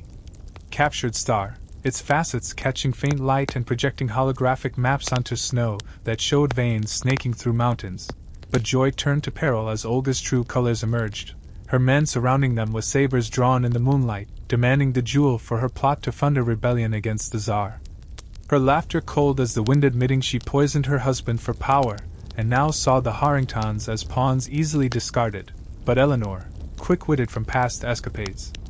tossed a handful of snow mixed with black powder from their supplies into the fire, exploding in a flash that blinded foes long enough for Victor to disarm two with swift sword strokes. Raj, who had joined from India for loyalty, felling another with a thrown knife honed sharp, and they escaped on sleighs racing over fields white and endless, bells jingling frantic as pursuers gave chase on horseback, shots ringing out from muskets puffing smoke, one grazing Victor's arm leaving blood staining for red. But they lost them in a forest dense with pines where branches heavy with snow dumped loads like avalanches on trails, hiding their path until reaching a Cossack camp where warriors in fur hats and whips at belts welcomed them with songs around bonfires roaring high, sharing kumis fermented from mare's milk and stories of raids, one elder revealing the jewel tied to a curse of endless winter if misused, perhaps explaining the prolonged cold gripping the land, and with the artifact secured in a pouch sewn secret into Eleanor's dress, they headed back west on trains chugging steam through tundras, compartments rocking gentle with clacks on rails new to the age. But intrigue followed as a spy disguised as a conductor slipped notes under doors warning of assassins in Vienna waiting at the next stop, pulling them into European courts where operas and gilded theaters massed meetings in boxes high above stages, arias swelling emotional as they exchanged codes with allies from the secret society now trusting them after tests passed, the society a network of scholars and nobles guarding knowledge from Atlantis remnants brought by Phoenicians long ago, each artifact a key to puzzles unlocking sustainable energies or medicines lost to time, and in Vienna's cafes with coffees creamy and pastries flaky, they met Archduke Ferdinand's envoy, a man with mustache waxed and uniform crisp, who sought the jewels for Habsburg power against Ottoman threats looming south, offering safe passage but demanding shares, his eyes greedy as he glanced at Eleanor's ring, but suspicion grew when a maid in there poisoned the soup with arsenic tasteless but detected by Raj's keen nose trained on spices, forcing a confrontation where the envoy confessed under duress, tied to a chair with curtains ripped, that he worked for Blackwell Reborn as a shadowy figure escaped from earlier chains, now building a syndicate across continents to monopolize trades using artifact knowledge, and Escaping Vienna in a hot air balloon lifted by fires below, silks billowing colorful over rooftops tiled red, they floated serene but tense over Alps' snowy peaks piercing clouds, winds carrying them to France where revolution simmered in streets cobbled and narrow, guillotines silent but memories fresh of heads rolling, and in Paris salons lit by chandeliers dripping crystal. Intellectuals in breeches debated enlightenment, while Eleanor and Victor posed as merchants, decoding messages in newspapers folded specific to reveal inks invisible until heated over candles, leading to a catacomb meeting under the city where bones stacked neat in walls whispered deaths past, society members in cloaks chanting rituals to unite artifacts in a ceremony with incense smoky and chants low, the combined power glowing ethereal blue, revealing visions of a sixth piece. An amulet in Ottoman seraglios guarded by eunuchs in veils, pulling them south on caravans through deserts sandy where camels plodded steady, oases with palms shading pools clear and dates sweet, Bedouins in robes flowing sharing hookahs under stars vast and twinkling, tales of jinns and lost cities swallowed by sands, and in Constantinople's bazaars noisy with hagglers over rugs woven intricate and spices piled high, they navigated alleys twisted like mazes, dodging pickpockets nimble and guards in fezzes watchful. Meeting a sultan's advisor sly with beard oiled who traded clues for favors, a rescue of his daughter from kidnappers in harems hidden, Eleanor disguising as a dancer with veils swirling in rhythms hypnotic to infiltrate, dagger concealed in sashes silk, freeing the girl amid chaos of lamps overturned and fires spreading, earning the amulet as reward, its chain gold and stone emerald pulsing with energy that healed Victor's old wound miraculous when touched. But betrayal struck as the advisor turned for higher bids from French agents lingering from Napoleonic dreams, leading to a chase through the Bosporus on feluccas sailing swift, waves chopping against hulls wooden, cannons from shores booming but missing in fogs rolling thick, escape to Greek islands dotted white with houses cliffside, myths of gods alive in ruins columned where they hid in caves echoing sea, decoding the amulet's inscriptions with help from a scholar hermit living on olives and wine, revealing a seventh artifact, a scroll in Egyptian pyramids buried deep. Shifting the quest to Nile banks where feluccas glided on, waters brown with silt, crocodiles sunning lazy on shores, pyramids looming triangular against horizons flat, and delving into tombs lit by torches sputtering, traps of sands shifting and scarabs scurrying, they unraveled hieroglyphs with Rosetta knowledge fresh from scholars, the scroll unrolling fragile to show formulas for elixirs granting longevity. But guardians mummified stirred illusionary by tricks of mirrors and pulleys set by ancient priests, fights with tomb raiders armed with whips,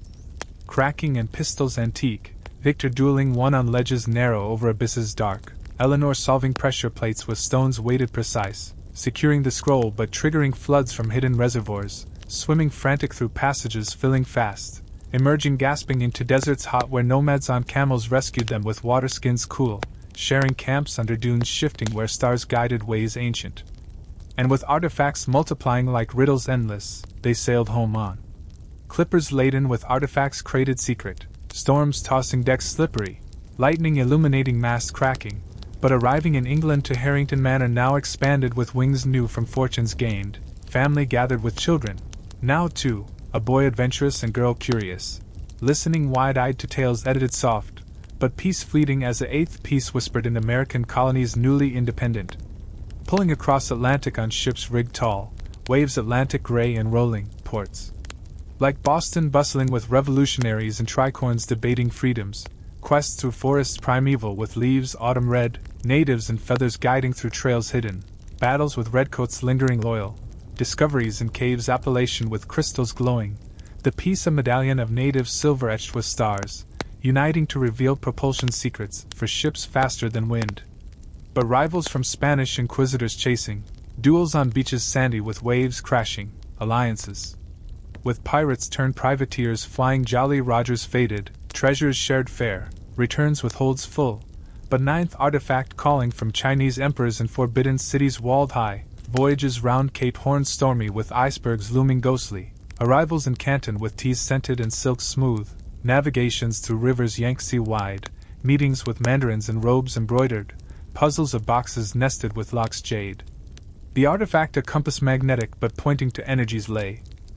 Thefts attempted by opium traders sneaky, escapes on junks sailing swift, returns laden but 10th beckoning from Australian outbacks vast and red, kangaroos bounding curious, aborigines with boomerangs sharing dreamtime lore, caves with paintings ancient holding clues, the piece of boomerang bone carved with maps stellar. Fights with convicts escaped wild, survivals in bush dry with water scarce, alliances with explorers mapping, and on the artifacts chained endless, each unlocking more knowledge from flight hints to cures pandemic, subplots blooming like flowers spring, Edmund's inventions from clues building engines steam early, Lady Harrington's societies empowering women's spies, Lord Harrington's trades global fairer avoiding slavers. Raj's returns home hero with riches shared, Olga's redemption after capture turning informant, Blackwell's final defeat in a duel dawn misty, children growing to quest's own with love's mysterious, generations spanning as 18th century faded to 19th with changes industrial, but mysteries eternal, hooks pulling through wars Napoleonic with battles field bloody, espionages in salons Parisian, explorations polar with ices cracking, discoveries volcanic with lavas flowing. Loves enduring through trials, betrayals stinging but forgiven, joys of families expanding. Sorrows of losses sea swallowed, build-ups to climaxes global, resolutions birthing new enigmas. The narrative swelling vast with descriptions lush of lands exotic, peoples diverse, foods tasted novel, customs learned respectful, dangers dodged clever, treasures not material but wisdom gained, the paragraphs stretching immense with words simple flowing easy. Immersing in adventures boundless where every turn revealed layers deeper, characters evolving rich, settings painted vivid, suspense built. Taut like bows drawn, mysteries unfolding intricate like web spider, histories blending fact fiction seamless, the eternal adventure continuing forever in the world's tapestry grand and unending. Eleanor and Victor's odyssey spiraled further into uncharted realms as they chased whispers of an 11th artifact, a mystical orb rumored to harness the winds themselves. Hidden in the stormy fjords of Norway where Vikings once sailed longships through mist thick as wool and waves that reared like angry beasts, the cold biting through their woolen cloaks lined with fur from Siberian bears they had bartered for during earlier escapes, the ship, Northern Star, creaking under the assault of gales that howled like banshees, sails straining taut against ropes frayed but holding as the captain, a burly Norseman named Lars with a beard braided and eyes blue as glaciers. Shouted orders to his crew of hardy fishermen turned adventurers who hauled lines with hands calloused from nets and oars, and, upon docking in a harbor carved from cliffs sheer and gray, where fishing huts huddled against winds perpetual, they met Ingrid, a wise woman with hair silver as moonlight and runes tattooed on arms wrinkled by time, living in a turf-roof longhouse warmed by hearths blazing with peat that smoked earthly scents, sharing sagas of old gods like Odin and Thor who guarded such orbs for sailors lost. Her voice croaky but strong, recounting how the orb could calm seas or summon tempests at will. A power sought by naval powers for wars brewing over trade routes icy, and with a map etched on whalebone yellowed, they trekked inland on skis crafted from birch, snow crunching soft underfoot, auroras dancing green and purple overhead like veils of spirits watching, through valleys deep where avalanches rumbled threats and wolves padded silent on paws wide, camping in igloos built hasty with blocks cut from drifts. Fires, small melting snow for tea bitter with herbs for warmth, but shadows followed as agents from Prussian courts, spies in greatcoats dark with tricorns pulled low, ambushed at a pass narrow, pistols cracking sharp in air thin, powder smoke hanging lazy, Victor parrying with saber drawn quick, sparks flying from blades cold, Eleanor using her wit to loosen rocks above with a lever from branches, tumbling boulders that scattered foes like leaves in gusts. One captured confessing under questions firm that King Frederick sought the orb for his fleets dominating Baltic seas swollen with merchant ships laden with amber and furs, and pressing on to a cave hidden behind waterfalls frozen solid like curtains crystal, they solved ruins glowing faint when torchlight hit, twisting stones and sockets ancient to open chambers echoing with drips slow, the orb resting on a pedestal of ice never melting, its surface swirling with colors ethereal like storms trapped. And grasping it sent visions rushing of hurricanes tamed and voyages swift, but escape meant skiing. Downhill frantic through pines laden heavy, pursuers on horseback gaining until the orb's power stirred unintentional. Winds whipping fierce to bury trails and drifts new, allowing retreat to the ship where Lars raised anchor hasty, sails filling with gales now friendly, heading south to warmer climes but detours forced by blockades British enforcing against smugglers French. Landing in Dutch ports alive with tulips blooming fields colorful and windmills turning lazy, meeting a merchant guild. Master plump with wealth from spices east, who traded secrets for shares in Harrington trades now global, revealing a 12th artifact, a lens of crystal clear said to peer through time itself, buried in Roman ruins of Italy where vines crept over columns marble cracked by ages, and traveling by carriage over roads Roman straight but potholed, through vineyards terraced on hills sunny where grapes hung heavy purple. They reached Pompeii's ashes preserved, guides local with lanterns oil leading. Through streets ghostly where frescoes faded depicted loves ancient and betrayals timeless, the lens hidden in a villa's hypocaust heated once by slaves long dust, puzzles of mosaics shifting to align God's eyes with stars charted, but volcanic rumbles faint warned of dangers buried, ash stirring like memories woken, and rivals from Vatican archives, priests in cassocks black seeking the lens for prophecies biblical. Infiltrated digs with shovels silent, confrontations in tunnels dim with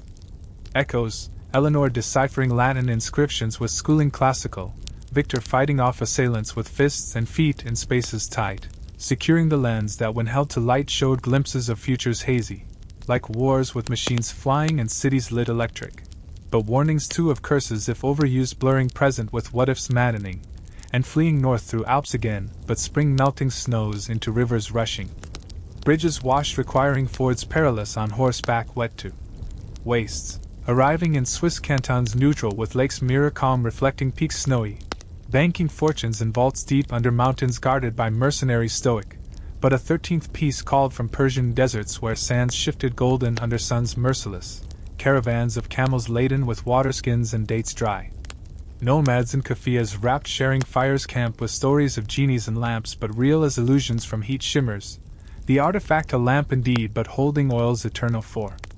lights unending. Temples Zoroastrian ancient with fires sacred burning centuries, puzzles of flames patterned to unlock vault stone, but Shao's assassins with curved blades poison lurking in shadows bizarre noisy with calls for silks and jewels, chases through souks crowded where smells of saffron and rosewater mixed, Eleanor bargaining disguises as traders veiled, Victor dueling in courtyards tiled with patterns geometric,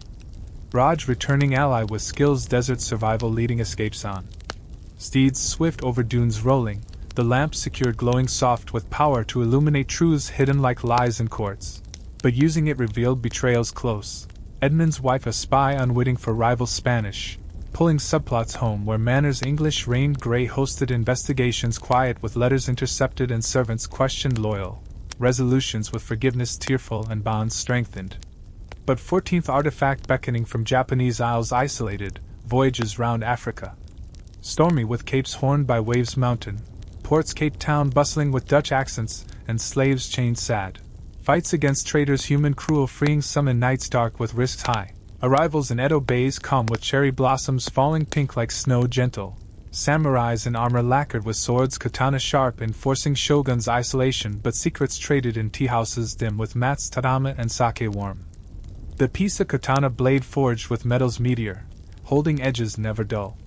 For battles just, dojos training with masters stern teaching forms graceful but deadly, intrigues with ninjas shadow-clad hiring for protections, festivals with lanterns floating rivers glowing, but emperors courtiers plotting coups seeking the blade for powers, duels honorable under moons full, Eleanor learning archery with bows Yumi tall, Victor mastering Aido draws quick, securing the katana after trials of honor proven.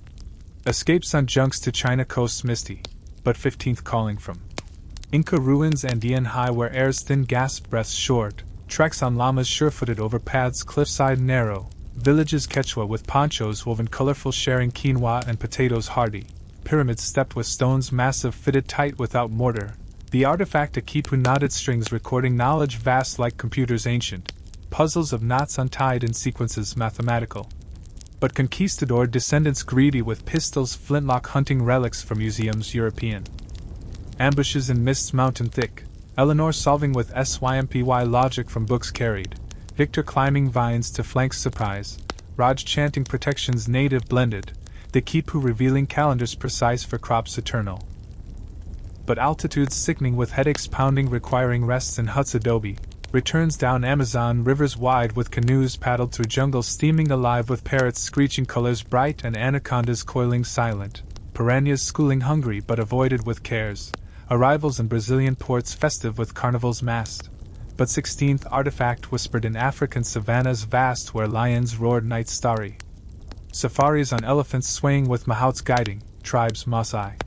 Tall and shook as red spearing hunts ritual, the piece a mask wooden carved with spirits invoking rains or hunt successful, villages mud with dances rhythmic around fires leaping, puzzles of rhythms drummed to open grottos hidden, but colonial governors British enforcing with redcoats marching seeking masks for collections imperial, confrontations in plains open with charges cavalry.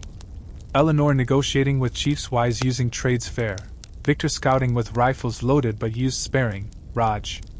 finding kin distant in blends cultural, the masked Don showing visions animal communicative, escapes through grasslands tall hiding like seas green, but 17th beckoning from Antarctic ices unexplored with ships reinforced against packs crushing, penguins waddling curious on floes floating, the artifact a crystal ice eternal not melting holding lights polar trapped, expeditions with sleds dog pulled over crevasses yawning,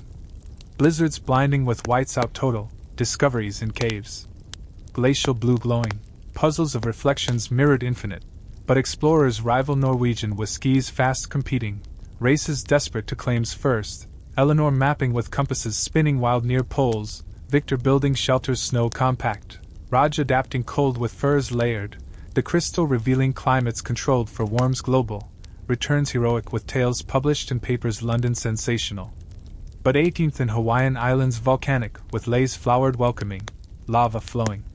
Red hot nights, the piece a tiki stone carved with God's ocean, beaches black sand with waves surfing high, puzzles of hulas dance to align stars Polynesian, but missionaries Christian condemning as pagan chasing, luau's feasted with poi sticky and pigs roasted, Eleanor learning navigation star without tools, Victor diving reefs coral colorful for clues submerged, Raj blending myths island with own. The tiki granting waves tamed for travels safe, but eruptions sudden forcing fleas hasty. 19th in Mongolian steppes wide with jers round and horses wild galloping, the artifact a bow composite shooting far true, Khan's descendants hosting with milk's mare fermented, puzzles of eagles trained hunting to fetch keys aerial, but Russian Cossacks bordering raiding, battles horseback arrowed, Eleanor riding side saddle adapted, Victor archery mastering step, Raj horsemanship sharing, the bow stringing victories. Returns with herds gifted, 20th in Canadian forests slumbered with maple syrup sweet, the piece a totem pole carved tall with animals stacked, natives First Nations sharing pipes peace, puzzles of stories oral sequenced, but loggers greedy axing, confrontations wooded, Eleanor treaty negotiating, Victor trapping furs fair, Raj spirits invoking, the totem balancing natures, and on artifacts multiplied boundless, each layer peeling mysteries deeper like onions endless. Subplots weaving rich, children's own quests with spouses mysterious, grandchildren born. Adventurous, families branching dynasties, wars world-shifting alliances, inventions from clues like telegraphs clicking codes, railroads steaming connects, flights early balloon to planes propeller, medicines curing plagues once deadly, trades fairer ending exploitations, society's secret evolving guardians knowledge, betrayals from within testing loyalties, redemptions heroic, loves intergenerational. Sorrows burials at seas or lands far, joys discoveries shared, the narrative expanding. Colossal with details minutiae of cultures immersed, foods savored, languages tongued halting, dangers braved bold, wisdoms gleaned profound, the paragraph ballooning immense in simple words flowing riverine, hooking eternal in adventures tapestry woven infinite across times shifting from 18th to futures hinted, unending in suspense built mountain high, mysteries labyrinthine. The journey perpetual compelling at every bend and vista new, Eleanor and Victor's unending saga propelled them next. Into the misty highlands of Scotland once more but this time delving deeper into clans' ancient feuds where tartans waved proud on winds howling through glens green and rugged, heather blooming purple under skies grey with rains perpetual, their carriage bumping over tracks muddy from storms recent, horses snorting steam in airs chill, seeking a 21st artifact. A brooch of silver Celtic knotted said to bind fates and reveal hidden alliances in times of war, whispers from society guardians. directing them to a loch deep and dark where monsters legendary lurked but real as reflections distorted, and meeting Laird MacDonald in his castle stone with turrets tall and banners flapping, a man burly with kilt swaying and claymore at side, feasting on haggis steaming and whiskey peaty shared in halls echoed with bagpipes wailing mournful tunes of battles past. He tested their worth with Highland games of cobber tossing logs heavy and hammer throws spinning, Victor's straining muscles honed. From duels global winning respect with throws far, Eleanor charming with tales spun clever of quests far, but intrigue brewed as rival clan Campbell spies and plaids different infiltrated the games, arrows poisoned flying in mists morning during hunts deer, one grazing Eleanor's cloak tearing fabric but missing flesh narrow, forcing confrontations in moors foggy where swords clashed wet with dew, Victor disarming a foe with parry swift. Raj now family constant ally felling another with staff. Whirling, the laird revealing the brooch hidden in a cairn ancient understanding stones circled like guardians silent, puzzles of alignments solar on solstices summer lighting paths secret, the brooch pinned revealing visions of pacts broken leading to wars avoided if heeded, but Campbell's ambushed at the site sacred, kilts swirling in charges fierce. Eleanor using the brooch's power unintentional to summon illusions of ancestors ghostly scaring foes into retreat panicked, escape on horseback. Galloping through burns rushing cold, Victor bandaged from cuts shallow, returning to the castle for alliances forged new against common enemies English taxing heavy, but a 20-second piece called from Irish shores emerald with cliffs sheer dropping to seas Atlantic foaming white. Ferries rocking on waves choppy carrying them to Dublin streets cobbled busy with carts horse-drawn and pubs lively with fiddles jigging. Leading a bard old with harps strung silver singing ballads of fairies and heroes, his cottage thatch leaking slight in rain's soft sharing poteen distilled strong and stories whispered of the artifact a harp golden strings vibrating tunes that charmed beasts and men alike, hidden in fairy rings mushrooms circled under moons full. But English landlords oppressive seeking the harp for controls over tenants rebellious, raids on villages torchlit nights. Eleanor disguising as a washerwoman rags worn infiltrating manors grand with halls marbled and chandeliers glittering. Stealing maps from desks oak, while Victor distracted with challenges boxing bare-knuckled in yard stable. Raj blending shadows with cloaks dark watching backs. The harp plucks sending melodies soothing that calm storm's inner. But pursuits through bogs sucking muddy where will-o'-wisps glowed misleading, escapes narrow on Currick's road swift over Lough still, the harp revealing harmonies healing divides national. But 23rd beckoning from Spanish sierras hot with suns baking earth red. Flamenco guitars strumming passionate in villages whitewashed, the artifact a fan lace delicate unfolding maps of conquests old, courts Madrid with kings bewigged hosting balls masked where intrigues whispered behind fans waved coy. Eleanor dancing graceful in gowns ruffled learning steps fiery, Victor fencing with rapiers thin in salons scented rose, Raj trading spices for favors. Puzzles of fans snapped in codes Morse early like signaling allies, but inquisitors remnants hunting heretics with torches ready, ambushes in alleys narrow with daggers flashing moonlight, fights acrobatic over rooftops tiled slipping, the fan cooling but revealing winds directed for sails favorable. Escapes on galleons old rigged for trades Atlantic, but 24th and Portuguese ports salty with explorers' legacies like Vasco da Gama. The piece a compass rose engraved pointing not north but fortunes hidden. Markets Lisbon bustling with fruits exotic and wines port sweet, sailors tattooed sharing. Yarns of monsters sea, puzzles of stars navigated without tools modern, but pirates Moorish descendants raiding coasts, boardings fierce with cutlasses swinging. Victor captaining defenses with cannons booming smoke thick, Eleanor steering wheels wooden through reefs jagged, Raj diving for clues sunk, the compass spinning to paths safe. Returns triumphant but 25th calling from Moroccan Medina's labyrinth with souks aromatic of mint tea and leather tanned, the artifact a lamp brass rubbed. Summoning not genies but lights guiding through darks metaphorical, Casbahs fortified with walls high hosting sultans turbaned, haggling in Arabic halting for scrolls ancient. Puzzles of sands drawn in patterns shifting.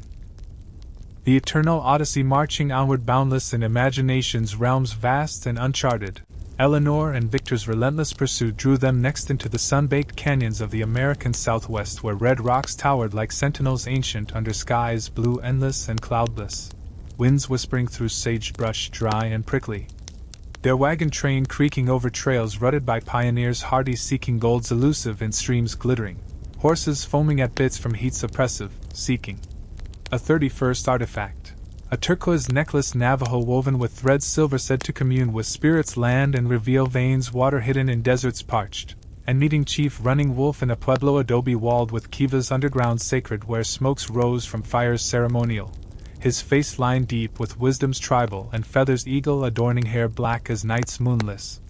Sharing peace pipes tobacco scented and stories oral of ancestors who walked with coyotes trickster and eagles.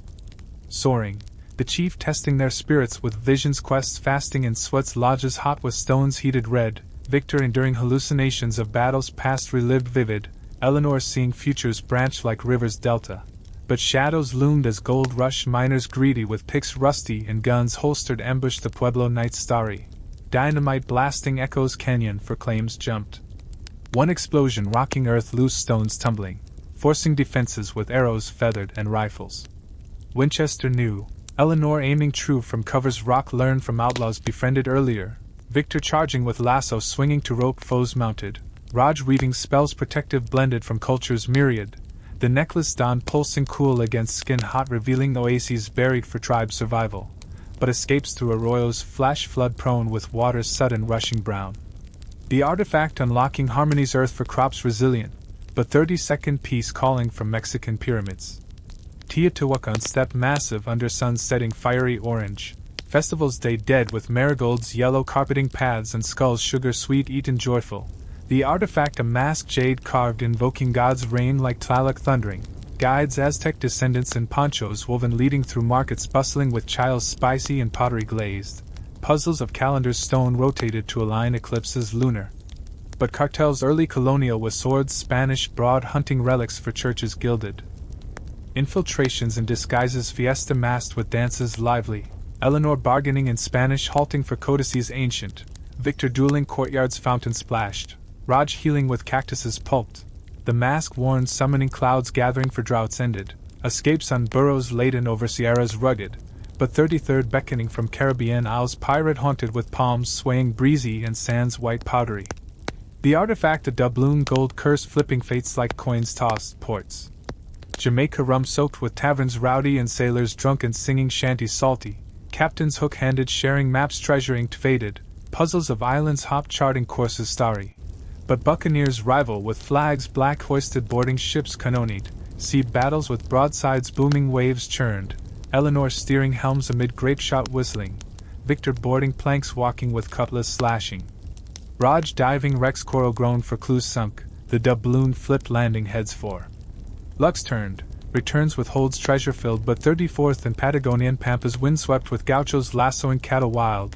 the piece of bola stones weighted whirling prey entangling, estancias vast with barbecues asado smoky, puzzles of stars Southern Cross guiding, but landowners feudal with whips cracking oppressing, rebellion sparked horseback, Eleanor riding astride skirts hitched, Victor Gaucho's skills mastering, Raj Pampas navigating, the bola throne circling truths binding. But 35th calling from Antarctic peninsula's icy with penguins marching files single, the artifact a harpoon bone-etched hunting whales spectral, whalers Norwegian with beards frosted sharing blubber warmed, puzzles of auroras danced interpreting, but sealers rival clubbing brutal competing grounds feeding, storms polar with ices bergen calving loud, Eleanor charting maps frozen, Victor harpooning provisions. Raj enduring colds extreme, the harpoon thrust piercing veils illusory escapes. On sloops icebound breaking free, but 36th in Madagascan jungles lemur filled with eyes glowing nights, the piece of vanilla pod enchanted flavoring potions longevity, villages bamboo with dances masked, puzzles of orchids bloom sequenced, but poachers French colonial trapping rare, chases through canopies vine swung, Eleanor blending extracts alchemical, Victor trapping snares reversed, Raj animals communing. The pod sniffed inspiring visions sweet, but 37th beckoning from Siberian taigas forested dense with pines towering, the artifact a samovar brass boiling teas eternal warming souls, shamans tungus with drums beating trances inducing, puzzles of spirits invoked answering riddles, but Tsarist guards exiling with chains clanking, infiltrations gulag-like camps frozen, Eleanor brewing disguises herbal, Victor lockpicking irons cold, Raj chanting protections. The samovar steeped revealing warmth inner, escapes on troikas sleigh racing snows deep, but 38th in Mongolian Gobi deserts barren with dunes singing winds, the piece a throat song harmonic vibrating sands moving, nomads girdwelling with eagles hunting golden, puzzles of ovastone piled praying, but archaeologists Russian digging bones dinosaur, competitions excavation frantic, Eleanor singing tones duel, Victor Eagle training arm perched, Raj dunes navigating, the song hummed shifting paths clear. But 39th calling from Korean peninsulas divided with kings Joseon robed. Silk, the artifact a celadon vase glazed cracking fortunes foretelling, palaces Gyeongbok with gates guarded, puzzles of Hangul scripted decoding, but Japanese invaders bordering threatening, courts intrigue with poisons cupped, Eleanor vase gazing reflections prophetic, Victor guarding knights watchful, Raj scripts learning fast, the vase filled pouring insights flowing, escapes on palanquins carried swift. But 40th in Vietnamese deltas rice paddy with boats sampan floating lazy, the piece a hat conical woven shielding eyes wise, markets Saigon bustling with foes steaming, puzzles of rivers branch choosing correct, but French colonizers taxing heavy, rebellions waterborne, Eleanor paddling channels narrow, Victor ambushing patrols riverine, Raj hats disguising, the hat worn viewing perspectives new, and artifacts proliferating like stars numbering infinite and skies night vast. Each unveiling sagas deeper from mythologies global, Hindu epics Ramayana battles elephant, Buddhist sutras enlightened paths walking, Shinto kami spirits shrine honored, Aboriginal dreamings creation sun, Zulu Nkosis kings legendary, Maori Haka challenges stamping, Inca Inti sons worshipped, Hopi Kachinas dolls dancing reigns, Sami Yoik songs lapping, Ainu Kamui bears sacred, and through epics transitioning 18th century carriages horse-drawn to 19th locomotives puffing coal black. Subplots flowering profuse, great-great-grandchildren innovating with artifacts powers like telephones. Ringing voices distant, coalitions international thwarting empires crumbling, pieces brokered artifact mediated avoiding slaughter's mass, creations sparked such as bicycles wheeling streets cobbled, vaccines inoculating diseases dreaded, exchanges cultural bridging divides oceanic, orders benevolent mentoring use promising, treacheries from greed's insatiable challenging unities fragile, atonements via deeds selfless, affections familial enduring tempests life, griefs for kin voyage lost. Memorialized in ballads heartfelt, delights and breakthroughs communal toasted with wine's vintage, the tale titanic in expanse with particulars finest of climes fluctuating from monsoons drenching to droughts cracking earth, cuisines relish like tagines spice Moroccan or sushi delicate Japanese, dialects acquired in idioms crucial for Pax tense, perils surmounted from quakes trembling grounds to tsunamis walling waters. Insights deep on harmonies universal and hubris human, the section. Swelling monolithic and plain tongue effortless streaming ocean wide, snaring tension tight with turns maze-like, enigmas revealing stratum upon stratum everlasting, exploits weave cloth boundless over spheres rotating and eras progressing inexorable, enthralling at each panorama fresh and curve unanticipated, tugging audiences farther into universes engrossing wherein Eleanor's progeny bore lanterns ignited perpetual. Victor's heritage blade keen persisting, Raja's sagacities ethnic linking. Chasms immense, clans imperial ramifying akin forests primordial anchored firm, chronicles authentic fabulous fused fluid and text opulent illustrative, locales depicted lively from steppes boundless to atolls coral ringed, figures embody vital respiring with intense intricate and evolutions curved, schemes escalating strain alpine tall with apexes tumbling yet conclusions spawning conundrums novel. The perpetual epic striding forth limitless in fancy's domains broad and unexplored, weaving in more threads like underwater quests to Atlantean ruins submerged with submarines primitive diving bells using, air hoses pumping breaths labored, corals colorful hiding entrances cave, merfolk myths debunked as diverse native guiding, artifacts aquatic like tridents Poseidon commanding currents. But pirates submarine early attacking with torpedoes crude, battles below surfaces bubbling, Eleanor. Suiting bell heavy descending depths pressure crushing, Victor spearing foes underwater spears, Raj bubbles reading omens, the trident wielded calming whirlpools deadly, surfaces breaking gasping air sweet, but next to lunar pursuits hinted with telescopes Galilean peering craters shadowed, but eras later descendants rocketing silver ships flaming trails starry, moons walking boot printed dust fine. Artifacts lunar like monoliths alien beeping signals cosmic, but cosmonauts rival Soviet racing. Flags planting, Zero gravity's floating puzzles solving weightless, Eleanor lineage adapting vacuum suit sealed, Victor Ayres laser dueling voids black, Raj offspring stars navigating, the monolith touched echoing universes parallel, returns orbital fiery reentries heating shields glowing, but terrestrial returns to Amazon basins flooded with canopies green dense hiding temples lost Maya and overgrown vines strangling. Artifacts calendar ending cycles renewing, shamans feather crowned ayahuasca. Brewing visions hallucinogenic guiding, puzzles glyph decoded under torches flickering shadows dancing walls stone, but loggers chainsawing threats deforestation, chainsaws buzzing protests halted, Eleanor descendants negotiating preserves natural, Victor progeny chains climbing blockades, Rajkin potions countering poisons industrial, the calendar turned flipping eras new. Escapes helicopter whirring blades lifting above treetops, but Arctic returns to poles shifting with ice's melting climate. Changed, artifacts polar bear claw necklaces tracking migrations animal, Inuits dog sledding teams mushing snows slushy, puzzles iceberg carved interpreting shapes melting, but oil drillers rigging platforms steel polluting, spills oily blackening waters, Eleanor lines lobbying parliaments heated, Victor Ayres rigs sabotaging ethical, Raj descendants rituals performing balances restoring. The necklace worn sensing shifts ecological, retreats yacht sailed oceans warming, but volcanic islands.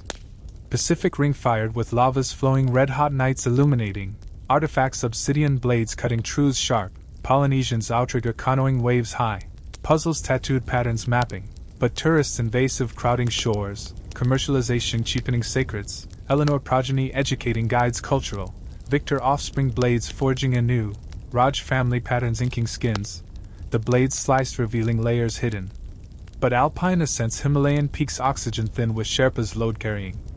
Paths icy, artifacts Yeti fur cloaks warming impossible colds, monasteries gong ringing monks robed maroon, puzzles prayer flags fluttering winds carrying wishes, but climbers rival base camping competing summits, avalanches roaring white death, Eleanor kin ropes belaying secure, Victor descendants peaks conquering flags planting, Raj relatives Yetis siding mythical but real as guardians, the cloak wrapped insulating dangers.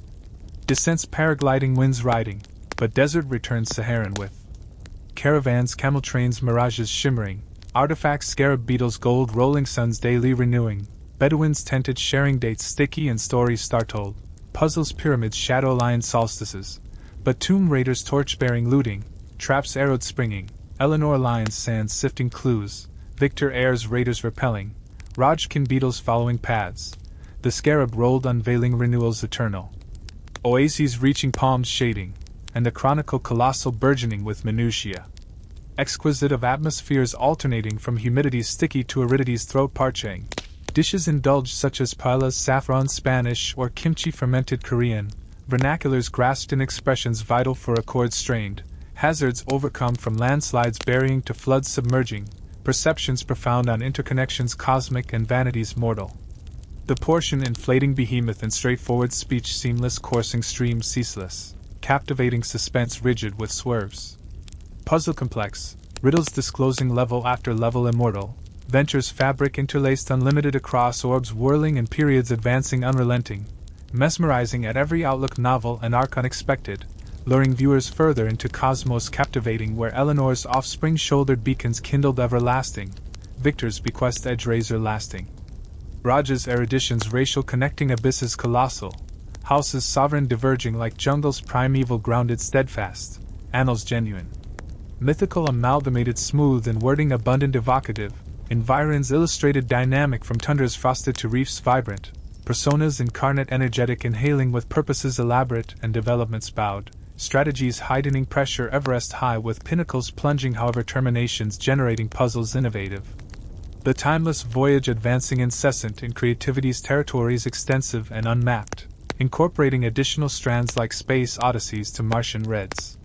Dusty with rovers wheeled tracking artifacts meteor fallen, dust storms blinding sensors, colonists dome living oxygen recycling, puzzles crater mapped, but aliens hypothetical contacting signals beeping, Eleanor bloodline suits spacewalking tethers floating, Victor Science lasers defending bases, Raj progeny planets terraforming, the meteor held sparking evolution's life, landings capsule bouncing. But back to earthly to Antarctic again, but subglacial lakes drilling through ices miles thick. Artifacts microbial ancient preserving lives primordial, scientists lab-coated sampling vials sterile, puzzles DNA sequence decoding origins, but corporations mining claiming resources under, leaks contaminating pristine, Eleanor heirs protocols enforcing clean, Victor descendants drills operating careful, Rajkin microbes studying symbiotic, the sample analyzed revealing beginnings universal. Extractions helicopter lifted, but oceanic trenches deep with submersibles descending pressures. Crushing, artifacts abyssal vents hydrothermal spewing minerals hot, creatures bioluminescent glowing darks absolute, puzzles currents map navigating, but deep-sea miners dredging destructive, cables snapping tensions high, Eleanor lineages controls piloting remote, Victor offspring arms robotic grasping, Raj relatives vents harnessing energy, the vent sample bubbling secrets thermal. Ascents slow decompressing, and the epic enduring infinite with elements multiplying like cells dividing. Subplots sprouting abundant, distant relatives time travel hinting with artifacts temporal, portals opening eras past visiting 18th century origins, loops causal avoiding paradoxes careful, loves rekindled ancestors meeting, but timelines altering risks butterfly, Eleanor clans stabilizing fluxes, Victor lineages paradoxes resolving, Raj families times weaving, the portal cross bridging ages. But present returns with cautions heeded, the response sprawling mammoth and unadorned lexicon. Facile rippling lake calm, and snaring intrigue firm with meanders enigma laden, secrets bearing stratum beneath stratum timeless, exploits net knotted illimitable over globes spinning and epics marching forward unyielding, spellbinding at each scene innovative and twist unforeseen, drawing spectators deeper into spheres absorbing wherein Eleanor's heirs carried flames ignited undying, Victor's inheritance keen blade perpetual. Raja's knowledge's intercultural spanning voids tremendous, dynasties. Regal forking akin ocean's vast rippling, records factual fanciful blended silky and phraseology rich pictorial, sights portrayed lively from volcanoes erupting to valleys blooming, beings embodied vigorous breathing with aims multifaceted and progressions arched, plans amplifying stress Himalayan tall with summits cascading yet endings birthing riddles recent. The everlasting quest stepping ahead unrestricted in visions fields wide and undiscovered, Eleanor and Victor's indefatigable legacy. Cascaded into even grander horizons as their descendants, now spanning multiple generations with bloodlines enriched by alliances from every corner of the globe, embarked on a 41st artifact hunt deep within the verdant Amazonian rainforests where canopies thick as clouds block sunlight dappling forest floors mossy and alive with insects buzzing incessant symphonies. Vines dangling like ropes from trees towering ancient as cathedrals, their expedition equipped with machetes hacking. Paths through undergrowth tangled and humid airs heavy with moisture dripping constant from leaves broad, seeking a quetzal feather plume enchanted said to summon bird songs that decoded winds patterns for weather foretellings precise. And encountering Yanomami tribes fierce with blowguns poisoned guarding sacred groves where shamans painted red ochre chanted rituals ayahuasca-induced revealing visions psychedelic of rivers snaking like serpents alive, the chief a elder wrinkled sharing hammocks slung and fruits mango juicy bitten sweet, testing their mettle with hunts jaguars stealthy and nights pitch with eyes glowing reflective. Victor's great-grandson named after him wielding spears tipped flint thrown accurate piercing. Hides spotted, Eleanor's lineage women strong navigating with compasses internal honed from ancestors' tales, but loggers Brazilian chainsaws roaring deforestation machines belching smoke ambushed camps torching supplies canvas, fires spreading crackling dry leaves underfoot, forcing retreats canoe paddled down tributaries brown with silt where piranhas schooled hungry nipping at oars wooden, one bite drawing blood warm attracting more. Eleanor heirs using the plume accidental summoning flocks. Parrots screeching distracting foes colorful wings flapping chaos, the feather-worn whispering forecasts storm avoiding monsoons flooding, but escapes through waterfalls cascading veils watery hiding caves behind echoing drips, the artifact unlocking ecologies balanced for forests preserved, but 42nd piece summoning from Andean cordilleras snow-capped with condors circling thermals high. The artifact a pan flute bamboo tuned harmonizing mountains quakes calming, Incan descendants in ponchos woolen alpaca leading llamas packed over trails Incan stone paved enduring centuries, villages high altitude with potatoes freeze-dried and quinoa harvested hardy, puzzles of Natskipu counted unlocking gates terrace farmed, but miners Peruvian dynamite blasting tunnels deep for silver's vein, collapses rumbling earth shaking loose boulders rolling, Eleanor clans climbing ropes knotted secure. Victor progeny blast encounters controlled, Rajkin altitudes adapting breathing slow, the flute blown piping tunes resonant stabilizing tectonics shaky, escapes on cable cars makeshift swinging abysses yawning, but 43rd beckoning from Saharan oases palm shaded with wells deep drawing waters life-giving. The artifact a gem drum skin goat beating rhythms sand shifting to reveal ruins buried. Tuareg veiled blue navigating dunes camel mounted with turbans wrapped protecting from sand stinging. Camp starlet with tea mint brewed sharing couscous spiced lamb grilled puzzles. Of constellations Tuareg map guiding, but oil prospectors Arab rigs drilling noisy polluting aquifers pure. Spills slick blackening sands golden, Eleanor lines negotiating truces fragile. Victor heirs rigs dismantling ethical. Raj descendants drums sinking hearts unified. The gem beaten thumping pulses uncovering cities lost like Carthage echoes. But 44th calling from Siberian permafrost thawing slow with mammoths frozen emerging tusks ivory curved, the artifact of throat singers. Combus jaw harp vibrating overtones ice melting controlled, Evenki reindeer herders tense conical following herds migrating, puzzles of shaman drums painted invoking spirits tundra. But gas extractors Russian pipelines laying steel cold, leaks freezing hazards slippery, Eleanor progeny protests chaining bodies, Victor offspring pipelines diverting, Raj relatives harps plucking harmonies thawing safe. The comas played humming tones revealing fossils preserved, escapes on snowmobiles revving. Tracks chained, but 45th and Balinese rice terraces stepped green with waters reflecting skies cloudy. The artifact a gamelan gong set chiming rituals harvest blessing, villagers sarong-clad offerings flower placing subak irrigated, puzzles of bells struck sequenced unlocking temples monkey guarded, but developers tourist hotels building invasive, lands grabbing sacred, Eleanor kin laws lobbying local. Victor descendants guards posting vigilant, Raj family gongs forging bronze resonant.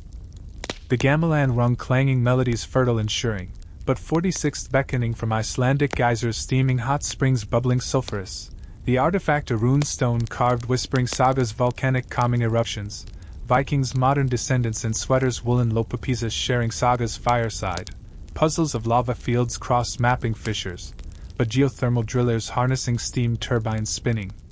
Quakes induced shaking grounds, Eleanor lines monitoring seismic careful, Victor heirs. Stones inscribing protective, Rajkin runes reading ancient, the stone held quelling magma rising, escapes on ponies Icelandic sturdy over tephra black, but 47th calling from Kenyan savannas golden with acacia's umbrella shading lion's pride lounging, the artifact a Maasai shield hide stretched defending spirits ancestral, warriors Moran jumping high spears long, villages Boma thorn fenced sharing Yugali maize and milk fresh. Puzzles of beads strung pattern storytelling, but poachers. Ivory hunting rifles silenced, traps snaring wildlife, Eleanor clans trackers following Prince Pod, Victor progeny spears throwing accurate, Raj relatives shields raising barriers invisible, the shield held warding hunters off, but 48th and Patagonian glaciers calving blue icebergs floating fjords cold, the artifact a Tehuelche arrowhead flint knap piercing veils illusory, gauchos horseback rounding guanacos wild. Puzzles of petroglyphs cave painted interpreting, but climate. Changers warming accelerating melts, crevasses widening dangers, Eleanor heirs eyes coring samples ancient, Victor descendants arrows shooting ropes across, Rajkin arrowhead sharpening keen, the arrowhead aimed shooting truths straight, escapes on kayaks paddled through calvings thundering, but 49th beckoning from Mongolian eagle festivals windswept with hunters Kazakh eagles arm perched.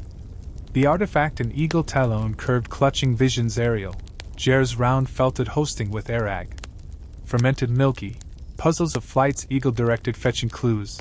but urban sprawl as cities expanding steps encroaching, traditions fading, Eleanor lines festivals preserving cultural, Victor offspring eagles training flight high, Raj descendants talons grasping futures grasped, the talon held viewing panoramas broad, but 50th in Fijian reefs coral vibrant with fish clown darting anemones.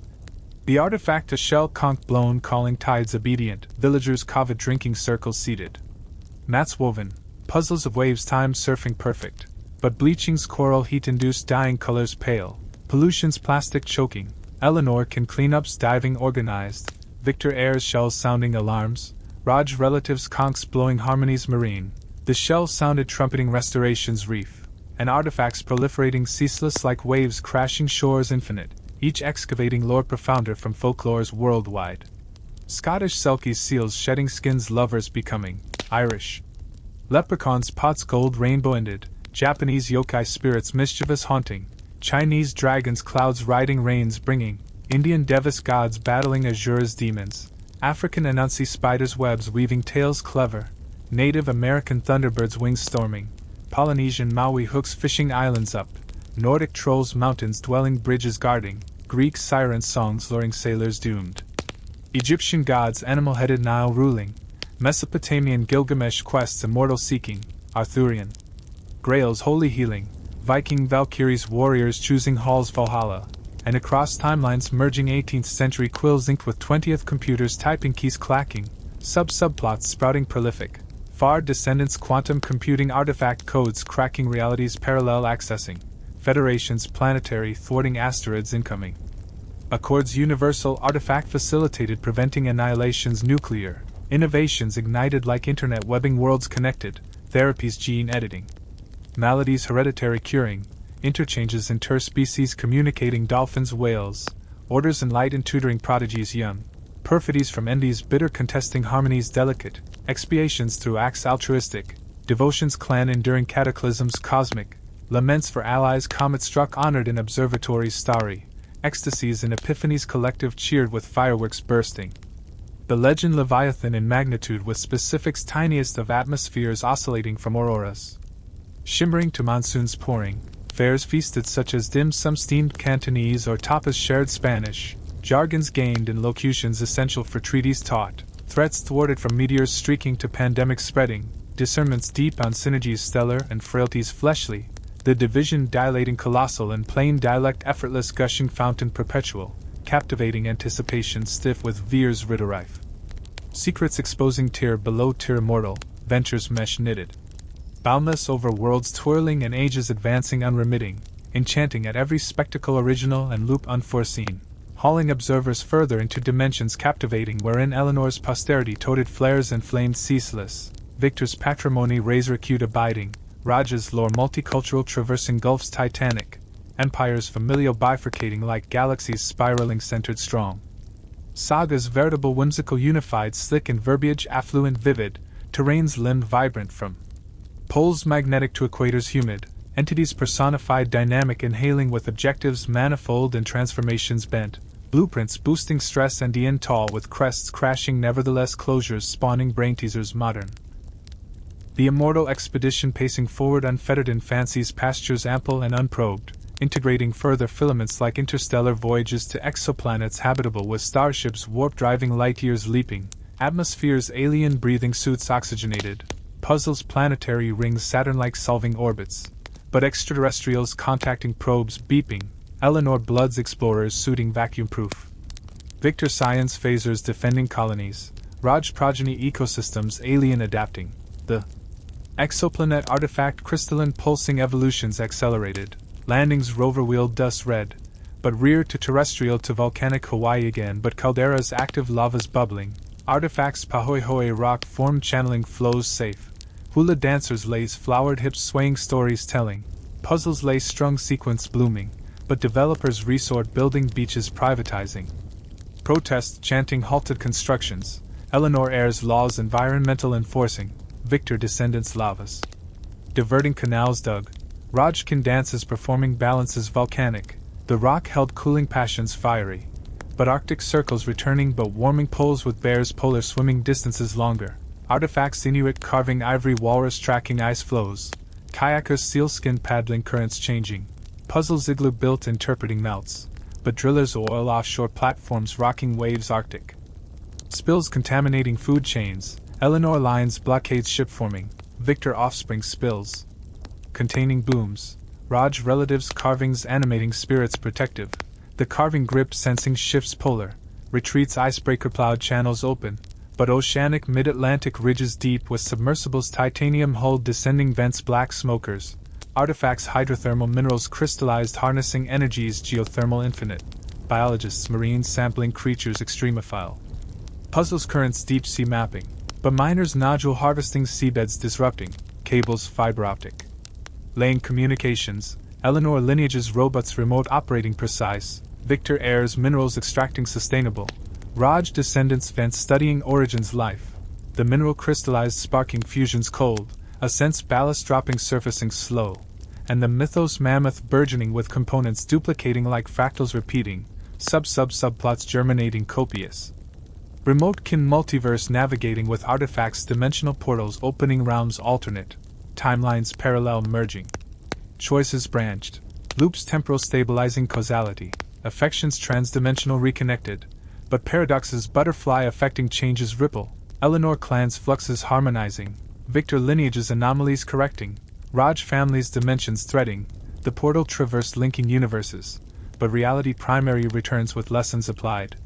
The reply expanding gargantuan in uncomplicated idioms smooth rippling brook eternal, snaring mystery rigid with curves conundrum packed, arcana unveiling.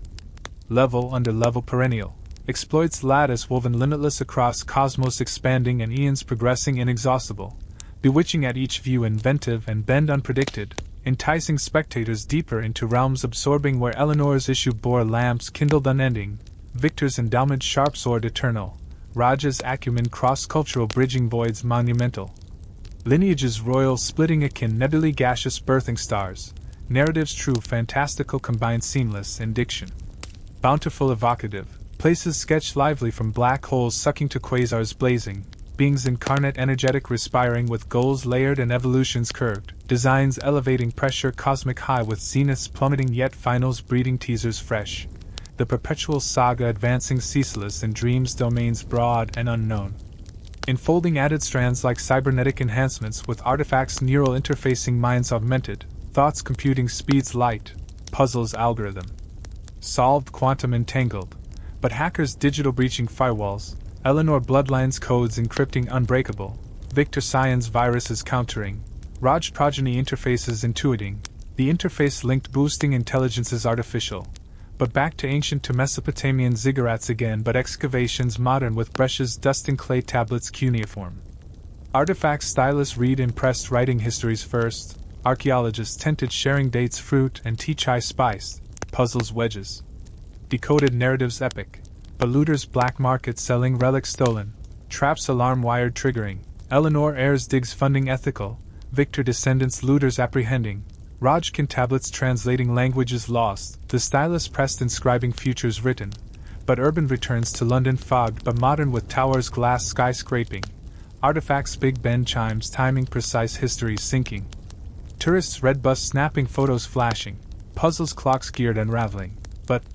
developers gentrifying neighborhoods historic, displacements forcing protests marching, Eleanor lines heritage preserving campaigns, Victor offspring clocks maintaining gears oiled, Raj relatives chimes echoing unity's temporal, the chime rung marking eras new, and the Odyssey enduring boundless with facets multiplying like prisms refracting light's rainbow, subplots budding innumerable. Future offspring colonizing moons lunar with domes pressurized habitats building, regolith mining. Resources scarce, puzzles gravity low adapting bodies floating, but corporations monopolizing claims staking, Eleanor clans treaties interstellar drafting, Victor heirs domes defending shields energy, Raj descendants moons terraforming atmospheres thin, the dome sealed protecting lives fragile, but earthly to Antarctic sub-ice again but lakes Vostok drilling cores ice millennia old. Artifacts bacterial ancient genomes sequencing evolutions tracing, scientists parka-clad labs portable analyzing. Puzzles DNA strands twisting origins unraveling, but contaminants risking pristine isolation, Eleanor lineages protocols sterile enforcing, Victor offspring drills sterilizing heat, Rajkin genomes modeling simulations, the genome sequence revealing adaptations extreme, extractions helicopter airlifted blizzards braved. But oceanic Marianas trenches revisited with bathyscapes descending darkness absolute, artifacts Hadal zone creatures bioluminescent adapting pressures bone crushing. Submersibles lights piercing abysses inky, puzzles vents chimney-like sampling, but deep miners rare earth extracting disruptive, sediments stirring clouds muddy, Eleanor heirs samplers robotic deploying, Victor descendants pressures withstanding hulls reinforced, Raj relatives creatures studying symbioses, the creature captured gently releasing knowledge gained, a sense decompression stage careful. And the fable formidable swelling with elements replicating like DNA helices unwinding, subplots sprouting vast, ancestral spirits artifacts summoned guiding descendants ethereal, apparitions holographic projecting advices wise, puzzles ectoplasm manipulated communicating, but skeptics debunking hoaxes claiming, Eleanor clans seances hosting circles handheld, Victor lineages spirits questioning interrogative, Raj family mediums channeling accurate. The spirit consulted advising paths wise, but material returns with faiths renewed, the answer amplifying titanic and basic. Lingo facile flowing sea vast, capturing thrill firm with turns puzzle dense, mysteries disclosing stratum beneath stratum everlasting, adventures web spun unlimited over universes parallel and timelines converging relentless, fascinating at every landscape novel and curve surprising, pulling users deeper into worlds immersive wherein Eleanor's heirs carry torches lit eternal, Victor's legacy blade sharp enduring. Raj's wisdom's cultural bridging gaps vast, families dynastic branching like trees ancient rooted deep, history's real fictional merge seamless and prose lush descriptive, settings painted vivid from tundra's icy to atolls coral ringed, characters flesh living breathing with motives complex and growth sarcad, plots ratcheting tension mountain high with climaxes cascading but resolutions birthing new enigmas, the eternal odyssey marching onward boundless in imagination's realms vast and uncharted. Continuing with more artifacts like a 51st in the Ganges rivers.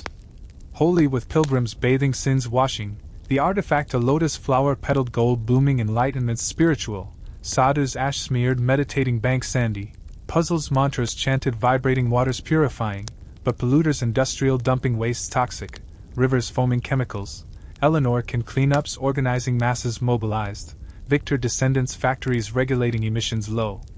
Raj relatives lotuses planting banks restoring, the lotus bloomed opening minds open, but 52nd.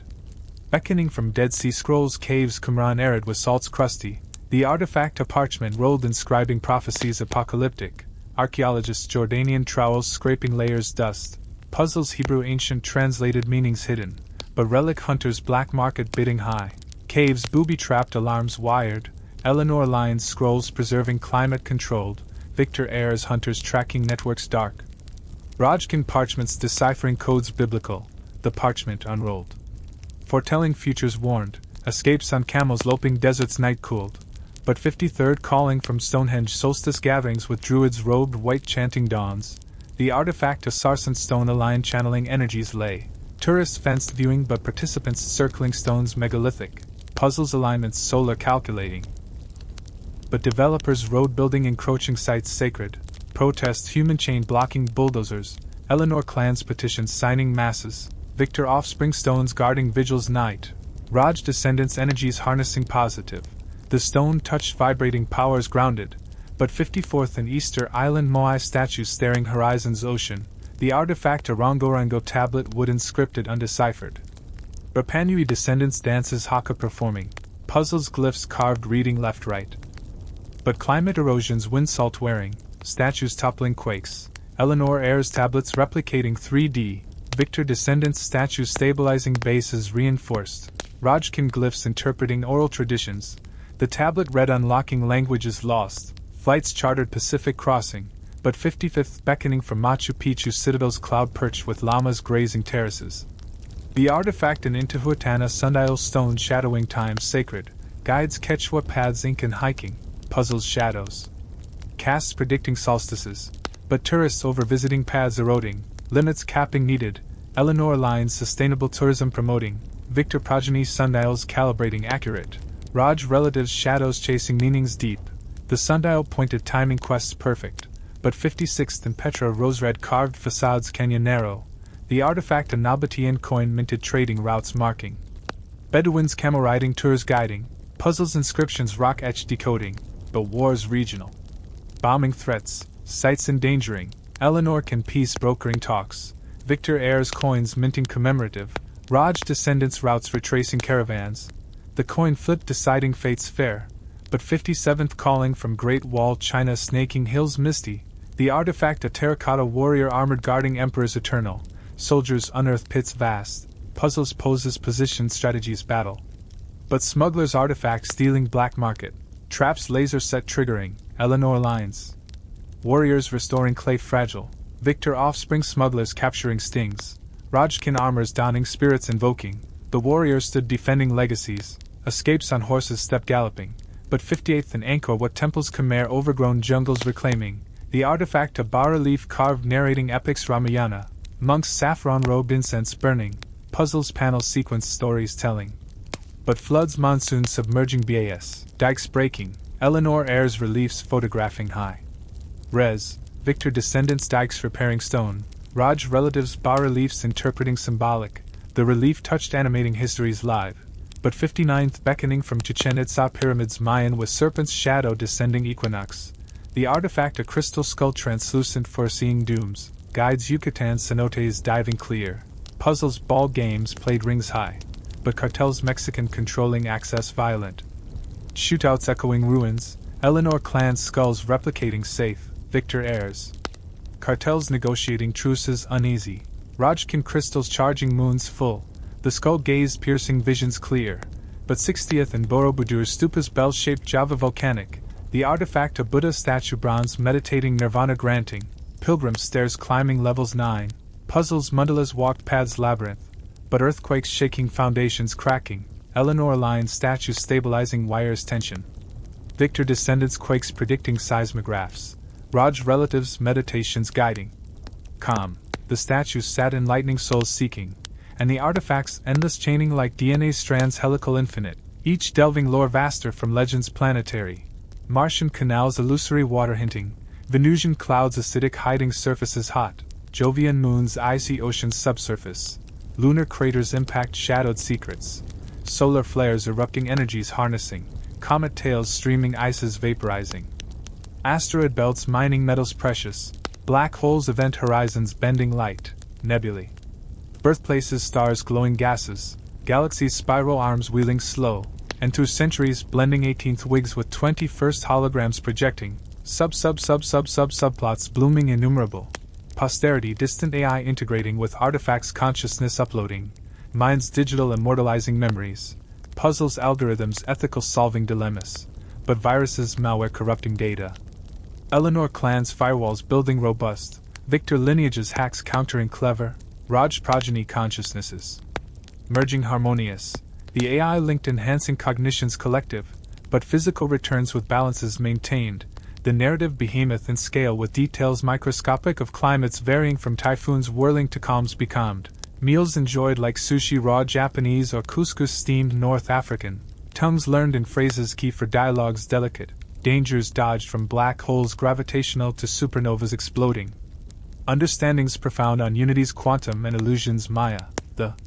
chapter expanding monolithic and simple wording easy streaming river boundless. Hooking suspense tight with twists labyrinthine. Mysteries revealing layer upon layer perpetual. Adventures tapestry woven infinite across multiverses branching and timelines looping relentless. Captivating at every vista new and bend unforeseen. Pulling readers deeper into worlds immersive where Eleanor's descendants carry torches lit eternal. Victor's legacy sword sharp enduring. Raj's wisdom's cultural bridging. Gaps vast. Families dynastic branching like trees ancient rooted deep. History's real fictional merge seamless and prose lush descriptive. Settings painted vivid from tundra's icy to atolls coral ringed. Characters fleshed living breathing with motives complex and growth sarced. Plots ratcheting tension mountain high with climaxes cascading but resolutions birthing new enigmas. The eternal odyssey marching onward boundless in imagination's realms vast and uncharted. And so the story flows on. With even more expansions, like a 61st artifact in the depths of Loch Ness where waters dark hide secrets monstrous. The artifact a kelpie bridal silver controlling beasts water. Highlanders kilted boats rowing mist swirling. Puzzles sonar pings mapping bottoms muddy. But cryptozoologists cameras submersible deploying. Sightings fake debunking. Eleanor heirs bridals forging mythical. Victor descendants beasts taming legends. Rajkin locks diving brave. The bridal held reigning. Imaginations wild. But 60-second beckoning from Bermuda Triangle seas mysterious with ships vanishing fog sudden. The artifact a compass magnetic stabilizing fields anomalous. Pilots plane flying low waves skimming. Puzzles coordinates plotted avoiding zones. But storms electromagnetic disrupting instruments. Crashes averted narrow. Eleanor lines compasses calibrating true. Victor offspring zones mapping safe. Raj relatives fields harnessing power. The compass pointed navigating mysteries. Escapes on yachts sailed winds favorable. But 63rd calling from Nazca lines Peruvian deserts etched figures giant. The artifact a geoglyph stone aligning stars Pleiades. Archaeologists balloon viewing from above patterns. Puzzles lines walked energies lay. But vandals ATV riding defacing. Tracks erasing ancient. Eleanor clans lines restoring sands raked. Victor heirs vandals chasing off. Raj Kim geoglyphs interpreting cosmic. The stone placed aligning destiny stellar. But 64th. In Uluru rock red Australian sacred with Ananga custodians. The artifact a didgeridoo would hollow droning dreamtimes. Tourists climbing band respecting. Puzzles vibrations resonated rocks humming. But miners uranium digging nearby contaminating. Protests blocking access. Eleanor lines didgeridoos crafting eucalyptus. Victor descendants minds closing legal. Raj relatives dreamtimes entering visions. The didgeridoo blown calling ancestors wise. But 65th beckoning from Galapagos Islands. Darwin inspired with tortoises giant slow. The artifact a finch beak adapted evolving species. Naturalists' notebooks sketching finches varied. Puzzles islands hopped observing adaptations. But invasive species goats feral destroying habitats. Eradications helicopter hunted. Eleanor heirs beaks studying genetics. Victor offspring invasives controlling humane. Rajkin evolutions accelerating balanced. The beach shapes surviving changes. Escapes on boats, Darwin-like sailing. But 66th in. Yellowstone geysers erupting time faithful. The artifact a hot spring mineral crystallized geothermal harnessing. Rangers park patrolling bison roaming. Puzzles eruptions predicted intervals. But frackers hydraulic cracking grounds unstable. Quakes induced threatening. Eleanor clans minerals sampling safe. Victor descendants frackers suing stop. Raj relatives springs bathing healing. The crystal formed powering clean. But 67th calling from Everglades swamps Florida alligator infested. With mangroves tangled. The artifact a Seminole canoe birch bark gliding waters shallow. Airboat fans wearing tours guiding. Puzzles channels navigated avoiding snags. But developers draining wetlands building. Floods uncontrolled resulting. Eleanor lines canoes paddling protests. Victor heirs developers blocking permits. Rajkin alligators respecting territories. The canoe glided exploring hidden. But 68th in Niagara Falls roaring mists rising. The artifact a barrel oak staved.